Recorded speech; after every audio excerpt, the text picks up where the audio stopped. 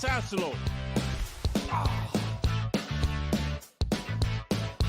Greg Cody. Roy Bellamy.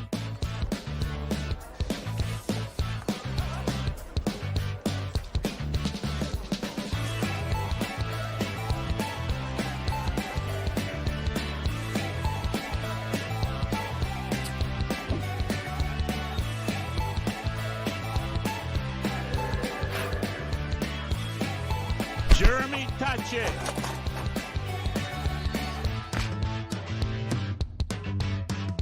Tony Colariu.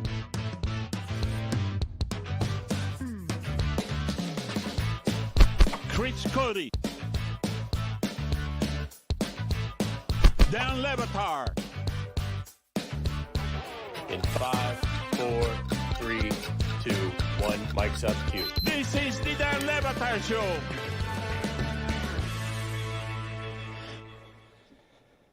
I'm a little under the weather. I'm recovering from I don't want to say I'm recovering from vacation. I mean, that's stupid to say recovering from vacation, but I did a lot of traveling over the last week plus. I was on an airplane. I went to Minneapolis last weekend and then went straight. I was in one of those situations, get this, I mean, it was crunch time for me where if there's any kind of delays on my flight coming home, because I went to SummerSlam, if there's any kind of delay coming back from Minneapolis last weekend, I'm going to miss my cruise. I'm landing at Miami International Airport, and if everything's on time, I have 90 minutes from when I'm supposed to land to get to Port of Miami where I'm meeting my wife. Okay, me and my son are meeting my wife. No checked bags. Right. So we gave them all to my wife. We can't check bags. And matter of fact, I didn't even bring my car to the airport, which I always like bringing my car. I'm a very big park the car at the airport guy because I like, first of all, I always like being in control. I don't know if you know that about me. I'm a big in control kind of guy. All right. I always like having my car parked at the airport. I don't like Uber. I'm not, and you know what? When it gets to that in a second, I'm down on Uber in general, all right? I don't like Uber, but I had to Uber from the airport so I don't have to get my car from the garage and I don't have to park at the port. Sure. So everything had to be really on time. Otherwise, my wife is literally going on a cruise by herself, okay? So I was in a time crunch. We made it, okay? Everything worked out great because I know you're very down on first flight out. Yeah, I just like First flight out, I'm on time. But you're still dealing with all that. A lot of people responded, "Oh, well, you don't understand, and the flight never gets delayed." I'm like, Yeah. cool. What about the 8 billion assholes I got to deal with just to get to my flight? That's what I'm talking about. I'm glad that you clarified your point. Your point was, no, I see what everybody else sees in the early flight and, you know, what it might do to your schedule. You can deal with delays, but your issue is the rookie travelers that are on that flight. Everywhere, and not just on the flight, in the airport, at the security, trying to get a bottle of water. Everything is just like, where do I go? I'm like, no, just get out of my way. Get out of my way. Let me do this. And so that's my thing. And by the way, like I said, that flight specifically, especially if you coming to or from Miami or Arizona, two warm climate places, a sea of wheelchairs. A sea of wheelchairs, man. Wheelchairs as far as the eye can tell. You got to deal with all that. I don't understand. I don't want to come off sounding insensitive here. I'm prefacing. Just emotional. I'm prefacing, all right? I don't want to come off sounding insensitive, all It's right? going to be a struggle for you today. No, if I could be honest with you, today's the first day in a few days I'm feeling okay. I am. No, he's fine. Yeah, last 2 days fine. I was in bed, man. Like I had to cancel on ESPN yesterday. I hate calling. You canceled on a shift? Yeah, I had to. Well, that shows how sick I was. Dog, let me tell you something. I could be Tom Hanks in Philadelphia. I'm not canceling on a shift. Are they paying? Yeah, they're paying. Is that your go-to? Tom Hanks in Philadelphia? Yeah. That's the highest level of My sick there go-to is. is Kevin Spacey in Outbreak. Ooh, that's a good one. But Kevin Spacey, it's a touchy one. Yeah, my go-to is canceled. Yeah. I still got my guy. Okay, so you're saying if you have AIDS, you're still working. I didn't say that. I said I'm Tom Hanks in Philadelphia. He's got AIDS. Level 6. All right. He has his own issues. But like I couldn't talk yesterday. And if I can't talk, I literally can't do my job. It does present some difficulties and some obstacles. It's not like, oh, why don't you fight through it? I can't talk. Okay, so I can't do my job then. You're not extra worried when you get sick from a cruise? No. Hold on. Yeah, I started putting things together. You might be in a petri dish over there, I mean. Jesus. It's a bird cage. No, it was just a cold. All right, it was a bad cold, and that was the point of the origin of the story. Was it's airplane to cruise for the whole week, and like I couldn't fight it off. All right, so I was really sick, but I had a really bad cold this weekend. This is the first day that I'm feeling okay. I'm just moving a little bit slow, so you may have to deal with me in that regard. But like I was saying, okay. Got the first flight out. Yeah. Landed at MIA. Yeah. Did you do the thing where you told your kid as soon as it lands, we got to take like 7 big steps up the aisle? No, I never do that, okay? I honestly believe if everyone behaved the way that I do in public, everything would function so much better in this world. I really do believe that.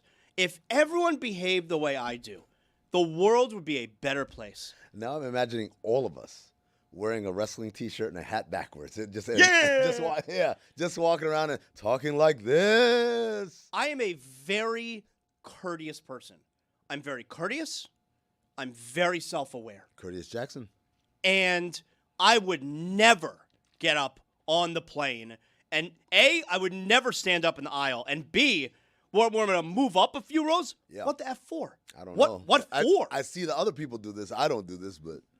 And there are people, and they're standing on top of me, and then it's like you got your backpack in my face, and I will make the comments like, oh, yeah, this guy's. I make comments about we live in a society.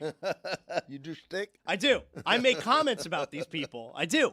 Because I dare you to say something. Are you one of those people that, like, when we're boarding, you know how there's some people are like crowding the lane even though their numbers are called, and you're like, we're all getting there at the same time. Do you do that? No. I don't do that because you do want to get on the plane as early as possible because overhead space. Yeah, because then they tell you got to check your bags, and it's like that's a pain in the ass. But if you're group 7 and they just started boarding the sea of wheelchairs, sit your ass down. Yeah. Group 3 is a myth. No, there is no group 3. They jump right past it. They're like, whenever I have 4 and they get to 2, I'm like, all right, let's stand up. Yeah. There is no group. They 3. don't give a damn. They go right to 4. Yep. Zaz, you a clapper? No. Okay, just making sure. No, that's courteous. The pilot did his job. It's You literally his job. You don't think he likes a little pat on the back? You think he could hear me with that door shut? Yeah, man. No way. If everyone does it, if we have a rousing applause, the whole plane, No. come on, guys. No. It's like, wow, what's that noise? They appreciate it. Did a great job landing it. Look, if we crashed, I wouldn't boo. So if we get You there, should, though. We should normalize. If you crash, boo, boo. boo. You suck. Sucks. Come on, man. It's your job. Speaking of this Uber, I mean, that Uber, I don't like traveling in Uber because I get nauseous sitting in the back seats. What? Yeah. You can sit in the front. No, that's weird, man. I get nauseous sitting in the back seat. So I don't like Uber in general. It's a part about traveling during football season because I travel with ESPN, and obviously I take plenty of Uber when I get to the airport. It's like, I really hate that part of traveling. Uber stinks. But Uber's a necessary evil. This Uber Eats, though. Hold on now. Let me tell you something. Uber, I'm good with Uber. Right, Uber, it I'm is good what with it is. Uber. Like it for the most part, you know, there was a time where Lyft was so much cheaper. Those days are long gone. Where Lyft now is like the premium one. Uber, I have Uber One through my credit card, so I get upgrades and stuff. So I like Uber. Get a little $15 credit every month. I like Uber. Like, okay, Uber, we'll do it. Uber's fine. Uber's fine. Uber Eats? Uber Eats. Liars! Uber Eats has gone Liars! downhill. Let me ask you something, Uber Eats. We're czar of Uber Eats, president of Uber Eats, chairman of Uber Eats. If you give me a category of restaurant that says under 30 minutes, and so I pick one and say, 15 to 20. Will you stray away from one that's over 30 minutes, and or will you stray away from the ones that have a charge? Yes, I'm looking for the free delivery. Yeah. For sure. Yeah. And then it depends on how hungry I am and what kind of food I'm looking for. Like if I'm looking for something good, then I'll say, you know what, I'll take the L on, you know, a longer. So when I go to LA, there's a barbecue place that I like to order from, soul food place. It takes a little longer, but it's like I know it's good food, so I'll do the longer. But sometimes I'm just like, Wingstop, give me some Wingstop. Wingstop is a regular chain fast food place. Nothing special about it. I see the distance. It's not that far. I see the time. 15 to 20 minutes. I'm like, all right, let's do it. 45 minutes later, I'm waiting on my Wingstop. Why'd you say 15 to 20 And minutes? you're staring at the map, right? Yeah. I'm like, why'd you just lie to me, Uber Eats? The most annoying thing is when your driver takes a little detour. You ever have that thing happen where you're messaging them like, "Why are you? Yeah. You're going off track here. Where Chris, are you? I see your path. Where are you going? That message to them never is successful. Chris, I'm gonna tell you something. You know what's more frustrating than the driver going off path? When the driver isn't a driver. The bike Bicycle. thing. Yeah. A bicycle. A bicycle. Sometimes they'll be listed as a bicycle just because I think the insurance is maybe like cheaper or something, because they will sometimes show up in a car when they're listed as a bicycle. Newsflash. Can't tell me it's 15 to 20 minutes if you're on a bicycle. You cannot. Legally, you cannot say that to me. Bicycle. 15 minutes? You're going to make it in 15 minutes? What, are we taking the freeway? The worst part of this Uber Eats. I ordered Uber Eats late night in the hotel for my son in Minneapolis last week. It's supposed to come in like 30 minutes. It's been an hour at this point. But there's no way to contact anyone. That's the trick. There's no customer service phone number anymore. That's the scam. You can't speak to anyone. And I'm staring at this map, and it says that Buddy picked up my food 30 minutes ago. What's going on now? And here's the worst part. I'm the type of guy where I hate the whole, and this isn't just Uber Eats, this can be any other delivery place too, Sure. where they'll ask for, would you like to leave a tip? Why do I want to leave a tip before the food gets to me? What if the food takes 24 hours to get to me? Yeah. I don't want to tip that guy. It took a whole day for the food to get to me. I was hungry yesterday. Yeah. Why would I tip you for the food that was a day late? But you put the tip beforehand, and then the food comes, an hour later, whatever it is. I go back onto the Uber Eats. I want to take back the tip, but they don't let me. Is only the option to add more tip. Yeah. No, I don't want to add more tip. I want to take away the tip. This Uber Eats has gone downhill. That's weird when you think about how many service items, like you going to eat places, even without delivery, going in person, where you have to pay up front, and they ask you to tip up front. I'm like, wait a second, that's not how tips work. It's crazy. That's not how tips work. Like, don't get me started on the 3 options. The lowest option is 25%. What are we doing here? What's the highest one? It's like 30, 25, 28, 30. I'm like, what are you talking about? 30% tip ahead of time? I'm just supposed to, or is it a bribe? Crazy. Are you just bribing me? I saw this video, and I might have fallen for the internet. If I have, I'm sorry. I'm getting older. But like many people, I want to believe that a guy goes to Shake Shack and doesn't even go through a cashier, uses the automated thing at Shake Shack. And it's like, $5.99 for this, $6.99, and at the end it says, would you like to leave a tip? And he says, no. And it says, one moment recalculating, it changed the prices. How? It recalculated, and the prices were higher for the individual items because he refused to tip. Dog, what are we doing here, man? What are we doing? You know what? I hate to say this. And you guys feel free to tar and feather me for saying this. I think Europe might have it right. I think Europe might have it right. It was interesting when I went to Europe for the first time with my family. It was like 8-9 months ago we went, and I was shocked with the anti-tipping culture there. It was a pleasure, if I'm being honest. Yeah, man. Like, hey, because it's not just Put it on the poll, by the way, Juju. Is not tipping a pleasure? Because it's not just you don't have to do it, you don't have to do the math. It's also there is no kind of like they're not expecting it. Exactly. So here, for instance, there's no awkwardness. Here in Miami, which is a great tourist spot, we got a lot of international travelers. As a result, a lot of the people probably get screwed here in the service industry, then, right? No, because it's automatic gratuity. A lot of places down here, and like that wouldn't happen in, let's say, Kansas City. They wouldn't have. I like automatic gratuity. I do too, but you know what they do? Then they say, "Would you like that 2%? No. 5%? No. We just went through this. No. So even when I've done the thing where I underline like where it says auto gratuity just to let them know. I saw it. I'm not just not tipping because I'm cheap. I saw that you guys already added it, but there's still kind of like this expectation, like, oh man, you couldn't really scrounge together a couple extra bucks for me, and I'm just like, I feel bad. If there's no auto gratuity, I'm a good tipper. But if it's I'm a good tipper too. But if it's an auto gratuity, I'm like, you automatically made that decision for me. Guess what? Maybe I would have tipped 35%. You don't know. You'll never know. You'll never know. You'll You never assume. know.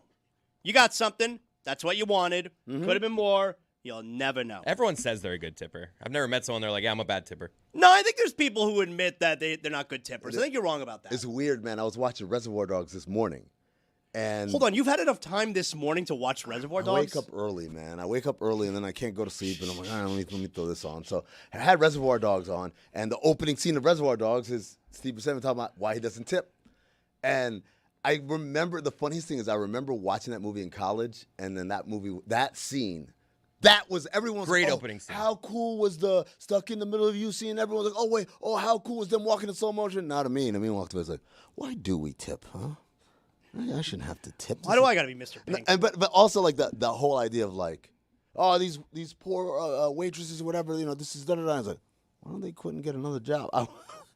Like everything Steve Buscemi was saying, I was like, oh my God. I told him to learn to type. He did say Yeah, that. this tip is for the birds. I was like, he's such a genius. Why do it's a racket? I won't lie. In college, I was cheap in college though. I was the cheapest dude in college. Yeah, when you're in high school and you're going out to the restaurant, you barely have enough money for the food. I mean, I definitely stiffed the waiters a million times. That's in college. I was cheap by college student levels, right? So we would go to the supermarket, and what's a typical broke college student meal that you would get from a supermarket? Ramen. There you go.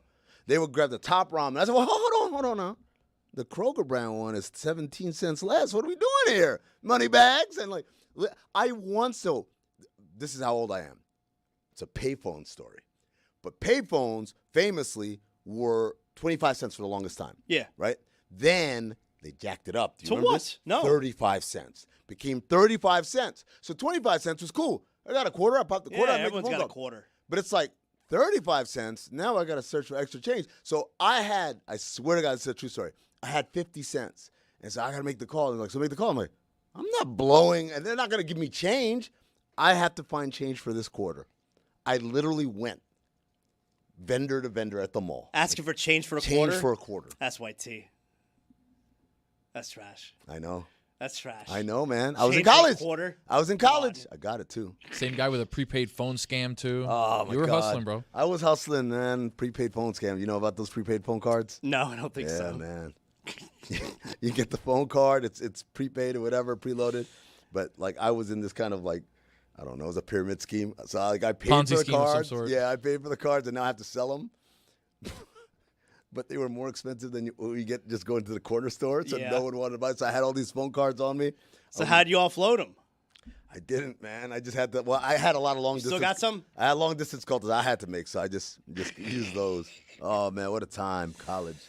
Chris, have you been keeping up with Dolphins training camp? I feel like this year, as opposed to past years, is the least hyped Miami Dolphins season I can remember. I see nothing coming out of training camp. And I don't know, maybe it's yes, I was away this past week, but I bought that internet package on the cruise, so I was keeping in touch with things that were happening, so I'm aware, but I feel like there is not a whole lot coming out of Dolphins training camp. Are you keeping up? I'm keeping up, and I'm with you. There's not a lot to be excited Right? about. But Halfley is kind of trying to, the big story, we talked about it last week, he's trying to just not be Mike McDaniel. Right? That's what I've noticed. I don't know if it's on purpose. It sounds like the way you're setting it up there is you think he's purposely trying to do that. And by the way, I also think this is going on at the University of Florida, too, with Sumrall not wanting to be Billy Napier. He's the exact opposite. I'm tough. Yeah, he's tough when Billy Napier was, very calm and relaxed. And Jeff Halfley is no nonsense, Mr. Business. We're not playing music at practice anymore. McDaniel used to have a guy with a jersey on. That's the guy picking the playlist. And Right. The guy in the orange jersey is the playlist picker for the day. Right, there's no bullshit like player of the day. We're not doing 7-on-7 drills. He's trying to be opposite Mike McDaniel. So we have sound of Halfley at the end of a practice here, giving a little pep talk, but I want you to pay attention here. At the end, they call on a player to break down the huddle. Yeah. Let's see, and notice what he calls this player. Let's see what he says here at the end. But we got to jumpstart fast. You guys all understand what I'm saying? That's a hell of a day. Hell of a day. Appreciate the work, how tough this team's becoming. Let's watch the film and be more detailed. Pat, Paul, you got him. That was a competitive day. We got better than that. That's a group. And that's going to build for this season. We got a chance to do something special. Let's keep on building. Let's keep on attacking and competing each day. Let's go. Family on 3. 1, 2, 3. Now, Pat Paul there got to break down the huddle and says that he's expecting something special this season. Okay. Pat Paul. That's his name, though, right? Pat Paul? Well, it's Patrick Paul. Patrick Paul, but Pat Paul. He's abbreviating it. Pat Paul. But I just call him Paul. Yeah. Oh, that's Paul. If I'm being honest, So what was his last name? I didn't hear the Pat the first time. Yeah. Yeah, I feel like you set it thought up he was- thinking he's just going to call him Paul. I thought he was setting up two different people. I thought it was Pat, Paul, break us down here. I would have thought it was him. Hey, someone Pat Paul, let him know he's got to come talk. Hey, Pat Paul. Pat Paul? Could you Pat Paul? Hey, Pat Paul. Hey, Pat Paul. Yeah. All right. We told you Tuesday you'll get a good Chris. Tuesday, Chris, you'll get a good Chris. He thought that he was asking Paul Yep. to break down the huddle. Yep. But he actually said his full name. Let's highlight, though, how he said they're expecting something special. But Chris tried That's to cover it up, ridiculous. that he's calling him Pat instead of Patrick, which for tomorrow all he's we gonna know, be so everyone good. calls him that. He's going to be so good tomorrow. Tuesdays and Wednesdays are my days. Yeah. And then bowling happens and he falls off. Yeah. He falls off all the way to Tuesday morning. But Tuesday, you'll get a good Chris Cody. You're saying you can chart this? Yeah. Yeah. You can tell he had a weekend. All right. So Monday, a little slow out the blocks. Tuesday, prime Chris Cody. Wednesday, we're ramping up. But you better take advantage because then bowling happens. Pat Paul. That's odd. I mean, for all we know, everybody calls him that. That's his name. Did you do the bottom row bargain cereals in college? No, the ones that didn't come in boxes. I'm talking a about bag. the ones that you would put in a plastic bag. You know about those Happy O's? Oh, the Bobo cereals. Yeah. Colossal Crunch, not Captain. Cocoa Gnarlies. What was that? Chipmates. The cookies, Chipmates, and it had like a boat captain on it. Were you allowed to have any cereal you wanted growing up? No, my folks were strict. It was Corn Flakes, it was Rice Krispies, it was plain yellow box Cheerios. All the like sugary ones that was like crazy and stuff, like didn't have any of that. Did you get Wheaties? No, not really a Wheaties guy. None of us were. Remember the cultural cachet of being on a Wheaties, Wheaties box. box? That was such a big deal. That was the like, yo. How do you know you've reached the pinnacle? Wheaties. I'm on the Wheaties Is there box. anything like that today? Ooh. Madden like cover? the- It was Madden cover? Madden, yeah. It was on the cover of video games. Yeah. That has cultural cachet. Yeah, Jeremy Cachet. Does it have cultural cachet? Because who was on the last one? Do you remember? It does. Like people get excited, especially for like the. I College mean, I think the football game, gamers like- know Yeah. who was on the last one. It's cool as hell watching Malachi Tony throw up the U like on the cover of that on the Wemby- loading screen. Wemby's going to be on the cover of the next 2K, and that was I'm a not big gonna buy it. deal. Well, you could get the Caitlin Clark version. There's Okay, one with even Caitlin better. Clark's on the. We weren't allowed to have any cereals that had chocolate.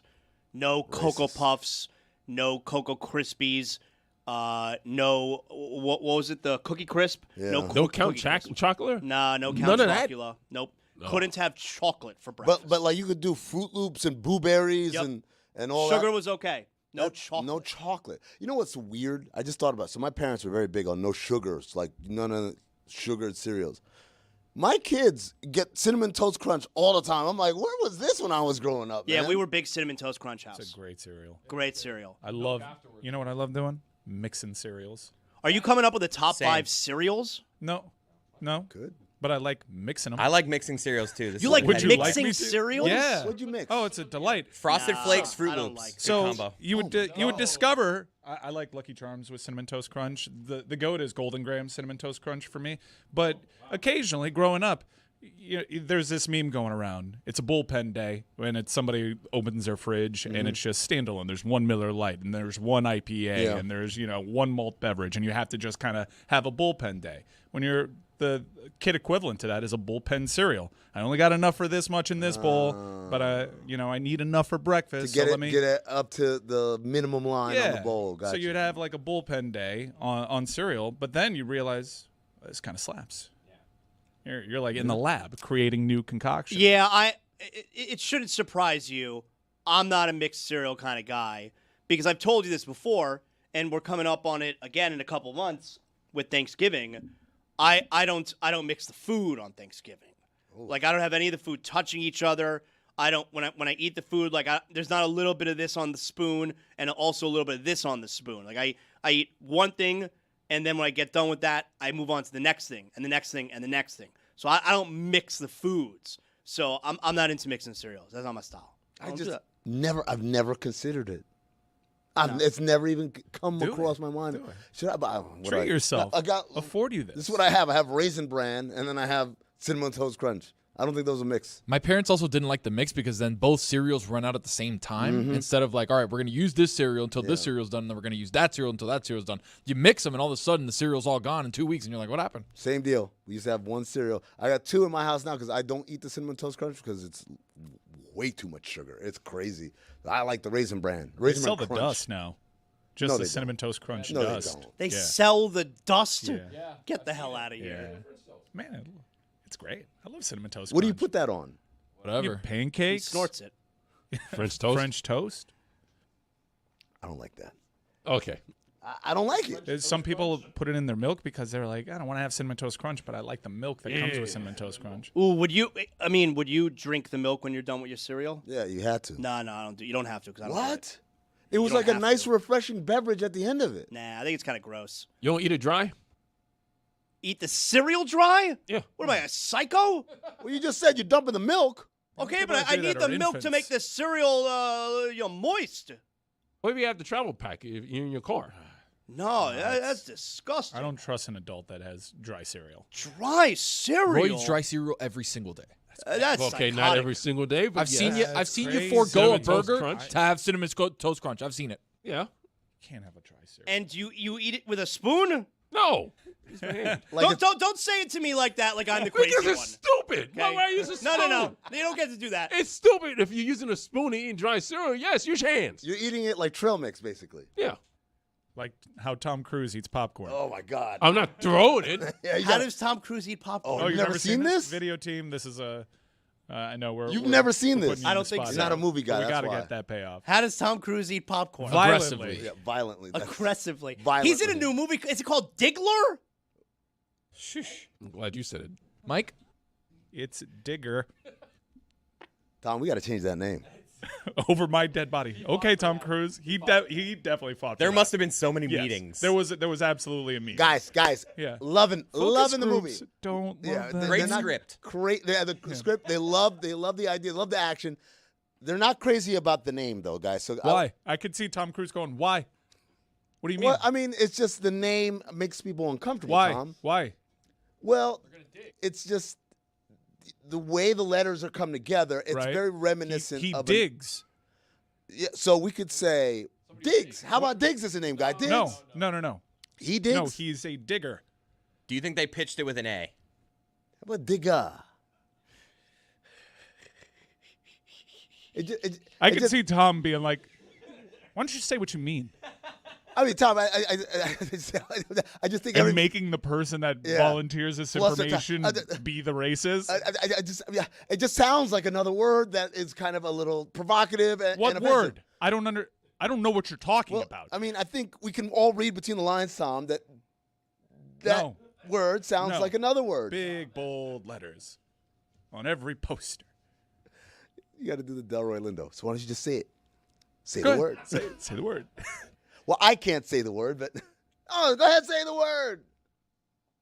I want to read you this tweet that I saw over the weekend. You know, college football, we're how many weeks away? End of August, right? So we're what? 3 I weeks think away? three more Saturdays. Yep. Oh, that is beautiful. 3 weeks away from college football being in full swing. And I don't know if you've noticed, but the University of Miami, they don't have an athletic director. It's pretty crazy.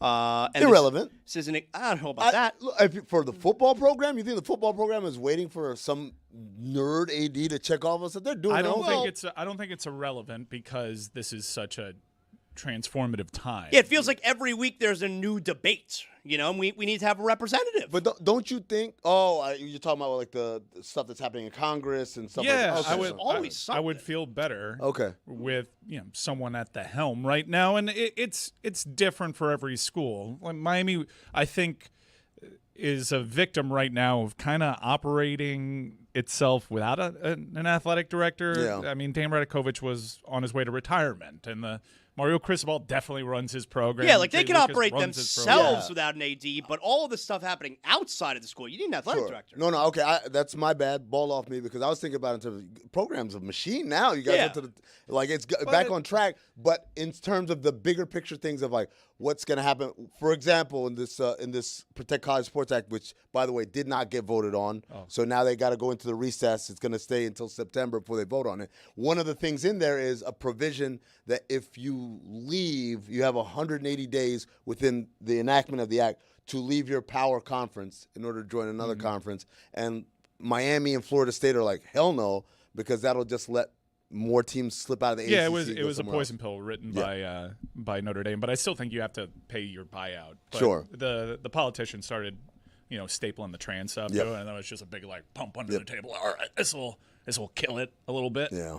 So I saw this tweet over the weekend from Chris Felica. I know that guy. He's the Bear. He's now on Fox, right? But he was College Game Day. He was like the main producer, right? I know. He's on Big Noon. I know him from group chats. Okay, so Chris Felica, I saw him on he was on my flight on one flight home last year from college football. He was sitting in first class. I wasn't that flight. I wanted to say something to him like, hey, I'm in one of the group chats you're in. Which one are you in? I think he's in my hockey one. He is. Yeah. There's no way hockey's as good as the tennis one. There's no chance. Tennis is the number one, right? That's the crown jewel group chat. Tennis has juice. Tell me one that's better. You can't tell me. The wrestling chat's good. It's not as good as tennis. Tennis is. There's no chance it's as good as tennis. I like the hockey chat though. Those are like my three favorites. So Chris Felica, he tweets this out. All right, putting on my alum hat, and if that didn't let you know, he's a Miami alum.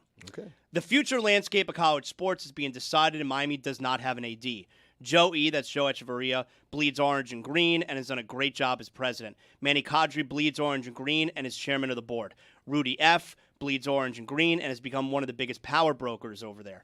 Mario would probably die for UM and want it to be nothing other than the head coach of his alma mater. Oh, Mario Cristobal. Got it. There's a very qualified AD candidate out there who fits the profile of bleeding orange and green that should be hired before the college football future landscape is determined. Is it Mike R?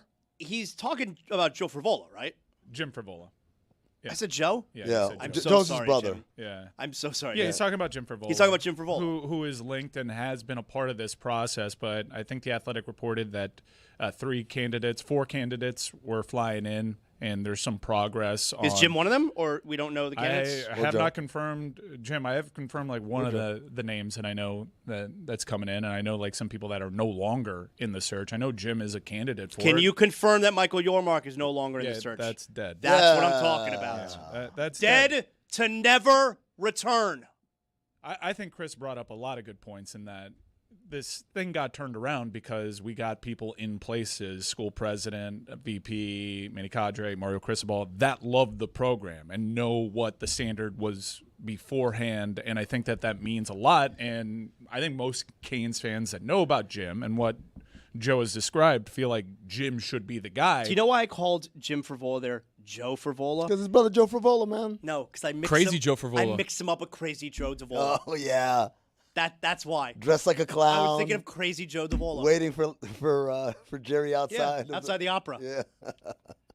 It's taking longer to do this than it is to elect a pope. This is not how searches should go. It's crazy. And every day you're picking up something new that you wish you had somebody in the room, especially given how Joe Echeverria, an actual Joe, has described what he wants out of the AD, a deal maker, someone that can bring in revenue. Well, college football is starting in 3 weeks. We've already like shrunk that ramp that this person can come in and kick ass. And you have things like your ACC commissioner saying, I've talked to all the athletic directors and we all agree there should be an expanded playoff. When Mario Cristobal is speaking just a day earlier saying, no, I like the playoff as it is.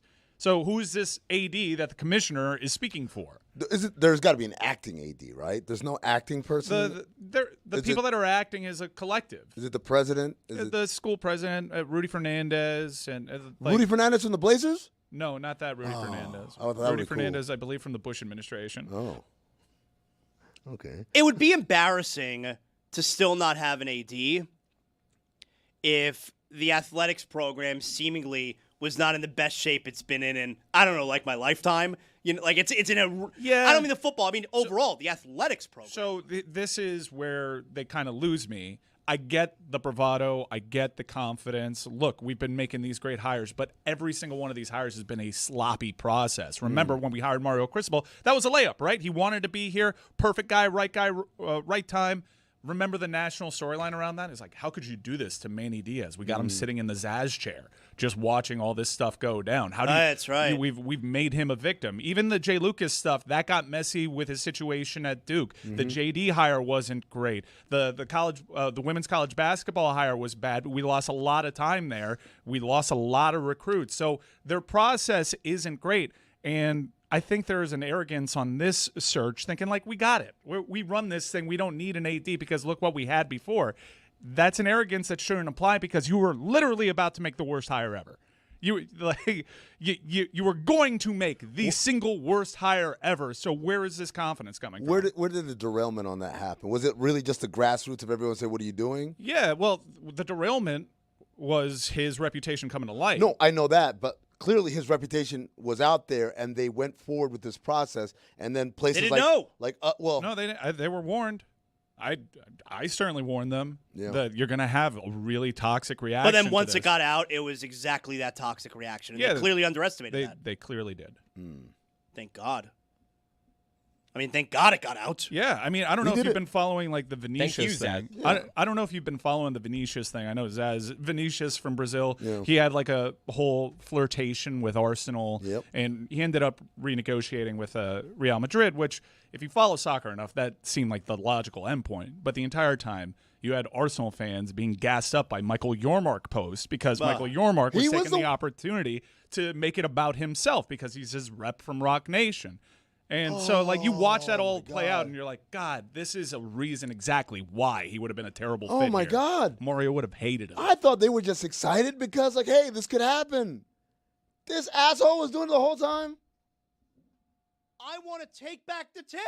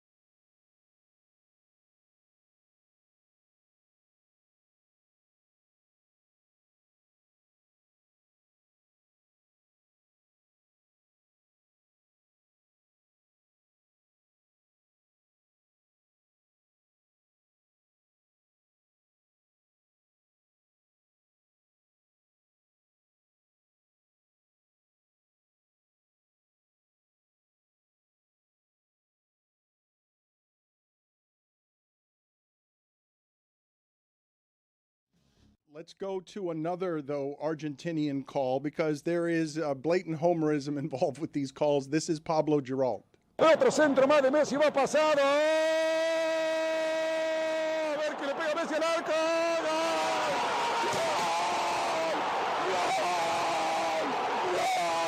La puta madre, gol. Argentino, argentino, argentino, argentino, argentino, argentino, argentino, carajo. Nunca te dejaré de creer, nunca te dejaré de creer. Vamos Argentina, carajo. Vamos Argentina, carajo. 2-2. Aquí está el campeón del mundo. Aquí está el campeón del mundo. Vamos Argentina de mi vida. Nunca hay que darse por vencido. 2-2. Vamos Leo de mi vida. Vamos leyenda. Leo de mi vida, de mi corazón. Vamos leyenda. Vamos Leo viejo nomás. Vamos Leo viejo nomás. 2-2, Juan Pablo. Esto no ha terminado. No termina hasta que suene la campana, compañero. 2-2. So some of you might want a translation, and I'm pretty sure I heard in there your mother's a slut. I think I heard MFer there. Amongst others. But did he actually say "puta madre"? Did I hear that? I thought I heard that, which I can't believe. We might need a replay on it just to get ears on it again. Well, Tony, you're going to have to. I'm going to need your help here. You translate as much as you can. Let's get all the Spanish we got in the room because it happens very fast here. But I heard your mother's a slut in the middle of that, and that seems like not what Al Michaels would have done during a historic 1980s call for the U.S. Olympic team. Do you believe in miracles, motherfucker? Do you believe in miracles? Puta madre. Let me see if I got this right. Let's write as much of this down as we can. Otro centro más de Messi va pasado. A ver que le pega Messi al arco.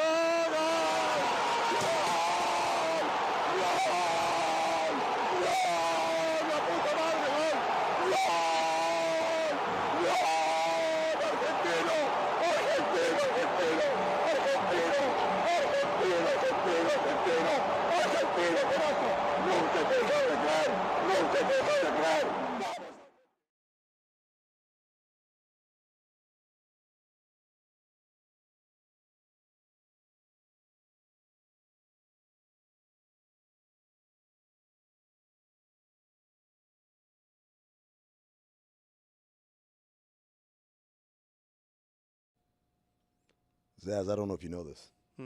This episode of the Dan Le Batard Show is presented by DraftKings Sports. DraftKings, guys, the crown is yours. Tony, it is your time to shine. NFL preseason in full swing this week. All the teams are going to be in action. We had the Hall of Fame game. Oh, you see my boy Haynes King? No, because I'm Winner. not watching Hall of Fame games, but I know Winner. it happened, all right? We had the Hall of Fame game this past weekend. He wasted no time winning a game in the clutch and then officially being week to week. Perpetually week to week. Panthers signed Haynes another game. quarterback to fill him in. Oh, you know what? When you lay it all out on the line, sometimes That's right. In the Hall of Fame game? In Canton. He doesn't know any other switch, Tony. Some of these guys taking it easy, like, oh, it's the Hall of Fame game. I'd Not like Haynes to have a King. beer with that guy, maybe two. That's my coach. Tony, it is your time to shine. Top 5 NFL storylines in week 1 preseason. Come on now.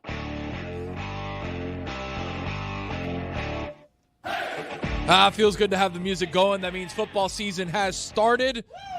We'll get straight to it. Number 5, Aaron Donald has worked out for the LA Rams, Oh but my is God, not look at signed this yet. guy. I want to bring this up to you guys and ask you, is this a hard workout or is this an easy workout? Do you See see here. Aaron Donald, notorious for having workouts that are a little out of the box? I remember a couple years ago he did the, what was the guy from Detroit who was like that cop where he had the knives? Oh, yeah. Training with knives. Training with knives, but it was that specific disar- cop the from disarming Detroit. guy, yeah. that Whatever guy's happened to great. that guy? I don't know, but he's got a 5-gallon jug Oh here, my and he's holding it up God. in his hand. Is that a hard workout to do, guys? I mean, I need 2 hands and my chest to hold one of those. Hello. I would say for him, probably not. For him, not. But, like, those things are heavy Yes, as hell. they're very heavy. So heavy. I do this because I have a cooler in my house and I refill them in. So I got a Right, carry. I have those in my house too. I have a Yeah. cooler. I need, like I said, I need 2 arms and my chest to carry those. He's holding it with just his, like, that's a broken wrist for me. What if I try decade are he's doing. you guys living in that you guys have those old school water tanks? Well, because in I your house? have a water machine. It's just, See, I feel like no, that's but- an old school. But Chris, that's because you only have 3 people who live in your house. When you have a That's fair. bajillion people and they all drink a lot of water, you need that. Gotta get that bevy. I feel like, okay, so I want Tony to, Tony, you should try and do the Aaron Aaron Donald? Donald. Yeah, do you have a Okay. pool at your house? I do. Okay, so We have a pool up here, though. I want a mean to do it. You want a mean to do I want a it? mean to do it. Why? It was like a tear bicep? You said that you'd do it. I did not say You that. kind of Sounded like you were like, I have these things all the time. I said I have them at home and they're heavy. Yeah, that's not saying All he right. can do That's it at all. an endorsement of like, yo, this is a really hard workout. All right, I thought you downplayed it a little bit. No, I didn't. Tony, do you think you could do it? I still want to see you do it. I want to see me do it now. I'm not getting hospitalized over this. But man. he's saying he can't. I know I can't. I gotta waddle when I pick it up. I would not be able to lift it for a second. Aaron All right, Donald I'd like on to hand. see you do it too. When I feel good, I don't know if you do this. When I feel good, like when I've been stretching and I've been like I'm active again, sometimes I'll do a little military press on my way in the house. Like, yeah. Really? But it's with like, a huge jug. yeah. Tony, can we get you to try it at some point this week? We could try it this We week. get you to try it. Okay, Guys, that's not even- the way trying things work. Well, when the that's- person says, I can't do No, it, but that's the way and then the you say, we content want you to works. do it. It's more funny if you do it. Guys, Aaron Donald was shaking doing it. You think any of us is gonna get close? How- okay, here's Amin seems pretty sure. Here's the real question. You can press it. How many gallons in there? That's a 5 gallon, right? No, but I'm just saying, 5 gallons for him. For us regular people, 1 gallon? You Oh think my you do God. it 1 gallon? More. It has to be yeah. so close to 2 gallons? Yeah. 3 gallons. Yeah. So more than halfway full, you could do it. Yeah. 4 gallons. He is not struggling at all. Yeah, who said he's struggling? He's creating the tornado in the actual jug to make the water go faster. That's how strong he is. That he's not only holding it, he's rotating. He's doing something else with his left hand. Yeah, he's drinking. drinking Plugging a juice or product. something. A product placement, is that what this is? Yes. All right, Tony, we want to get you to do this. I mean, I guess we could do it at the pool here at the Do it at the Elster pool as here? well. But, yeah. All right, let's go. Keep going. Number 4, Kirk Cousins, Max Crosby fight. Wow. Wow. Max Crosby hit Kirk Cousins a couple too many times, where then Kirk was, and I'll quote it, I'm going to whip your frickin' butt. I've never heard him cuss before. That's what I'm saying. He would whoop his butt, though. Frickin'. Frickin' whoop his butt. So I don't think that it ended up being this whole skirmish, right? Like it was. They broke it up, but I don't know if you saw this, guys. Head coach says, Clint Kubiak, both of you guys. Yep. Suspended for one practice. day. He's got strict rules. Yep. I like Max Crosby. Pick the toughest dog in the yard. Frickin' whip your butt. Well, here's the thing, though. You don't think it's odd that, and I understand it's Max Crosby, but a defensive player is stepping to the quarterback, and like the rest of the offense isn't jumping that guy? But it's Max Crosby, though. I understand. I said that. But still, that's the quarterback, presumably the starting quarterback, and just a defensive player is allowed to step to him? Did someone check on Fernando Mendoza? Because I could see imagine him. he was horrified. He was hiding behind Clint Yeah. Kubiak. Heavens to Betsy. Remember when Max Crosby was a Raven? We never got to the bottom of that. We never got to the Sure bottom. we did. Sure we did. Why? Because they Build a didn't- physical. Right. But Why? Because they did not like the public reaction, realize, oh, this is not a good trade for us. Let's fail him. That's not the bottom of that. That is the bottom of it. I think there's more. It was essentially, like it was, they did takebacks. It's just really weird that he ended up back with Vegas. Right. You would have thought Vegas would say, hey, all right, so let's find another Yeah, trade. he's already emotionally prepared to move Yeah. on from the franchise. And all right, I was moving either way, so what do we got? Yeah, same area. I'd go to Washington, but he's back with the Raiders. What's the line on the Raiders this year? Do you know? The market price on how the Yeah. how they're Over going under can't be wins. good. Yeah. Wins, I'd probably say 4.5. Let me check it out. I'll say 5.5. You know what? 4.5 or 5.5. I'm taking the over. Wow. Good division, though. I know. I think something's changing in Las Vegas. I'm saying it right here. I don't think shit's changed. From the man who predicted Geno Smith the season before he did the Geno Smith. Where is stuff. Geno Smith right now? Do you know? Jets? Yeah. Nice. Back Atta where he boy. belongs, man. Atta Come boy. on. Where he belongs. Yeah, I'm coming home. We can't do that anymore, right? We can't do that song anymore. I'm coming home. Why not? Well, the guy's in jail. And unlike R. Kelly, that guy does not have the whole, hey, when you play my music, it goes to the victims. Oh, He's gotcha. getting all the money on that. So the problematic playlist lives on. I don't have a win total yet on the DraftKings sports app down here in Florida, but I do have a prop for them to have the worst record in the NFL. Interesting. The market price is plus 733 there. For yes? The leading contender to have the worst record, according to the market prices here, is the Arizona Cardinals. Yeah. Difficult division. Not the Dolphins. Dolphins plus 270. They're the second lowest odds. Ooh, to, that'd be a great three-leg parlay. For all of them to finish. like tied. You understand how this works. No, if they all have the Make a worst combo. record. Dog, I'd be a millionaire. Tony? Yeah, you would be a millionaire. Number 3, nothing yet out of the Kevin O'Connell office. We've got J.J. McCarthy versus Kyler Murray. We do not have a winner in that quarterback competition as of yet. We've seen number 9 Is this one of those where it's going to trash be, can. we're going to play 3 preseason games and then he's going to announce it? Like, we're not going to know until the end? Yeah, it'll be Kyler Murray in 3 preseason games because J.J. McCarthy is a failed. But if you're a Vikings fan, you want McCarthy to win it. Why? Well, because you already know what Kyler Murray is. You're hoping you don't Yeah, but already you know knew what Sam McCarthy Darnold is. was, and then all of a sudden Sam Darnold turned into a Super Bowl winning quarterback when you let him go because you had J.J. McCarthy. Now you have J.J. McCarthy. You know what he is. He's garbage. Well, but McCarthy essentially won that quarterback battle because they drafted him. Like, there was no thought that that was not a QB competition, is what I'm saying. Agreed. Yeah. So it's not like, hey, I hope this guy wins or I hope this. It was no competition. This is a QB competition, McCarthy and Murray. Sure, but you know what you have in J.J. McCarthy, which is nothing. I don't think you do know. He's been in the league for 1+ years. But you also don't know what you have in Kyler Murray. I think you do. I think No, you don't. Call of Because Duty. you have the recent data point of, well, Sam Darnold. People thought that they knew what we had in him, and we have we sprinkled the magic KOC juice. And What- then he what- won the Super Bowl. Was Sam Darnold on that Call of Duty? No, it wasn't. That's my thing with Kyler Murray. When they have to write into your contract, you got to lay off the Call of Duty. We've seen Kyler Murray be good, lead a team to the playoffs, I s- and so if he's flashed that, you assume like, I want to see what this guy does with our head coach. I've also seen this guy lose a job to Jacoby Brissett, Also true. America's backup quarterback. Who's losing his job to Carson Yeah, Beck? to by the Carson way. Beck, yeah. Anyways, number 2. Washington Commanders left tackle Laramie Tunsil suffered a torn triceps at practice this past Oy. week. He's going to be out for a huge portion of the season. Whoa. He's going to have surgery to repair that torn tricep. Not good You guys- for Jaden Daniels. Did you guys see how he got hurt? A one-on-one drill with the linebacker. No, it was holding a water gallon thing upside down and just trying to have a drink of. Seem to think that you can do it. You don't want to have a torn tricep? My thing would explode, dude. When's Brandon Ayuk signing? With He's going who? to play for the Commanders, right? Yeah. Yeah. Soon. I'll have that hopefully next week for the. Tell you, I week went to that 2. Northwest Stadium 2 seasons ago where the Commanders play. What a dump. Man, the idea of Laramie Tunsil in his locker room be like, oh, that video, I could do that. Give me one of those things. He tears his tricep. Tears it. Guys, you can't let them know. Say it was a one-on-one drill. And number 1.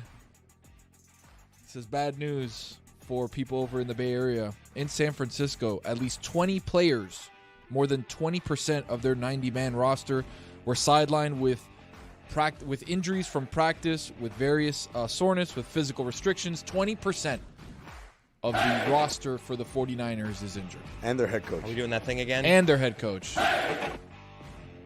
Are we skeptical that this has something to do with It where has they're located? to. It has What, to. what do you mean? Skeptical at this point. It's like that's the reason. They've been hurt ever since they've been practicing there, and the videos from practice are wild. Like, they're practicing in this substation. Yeah.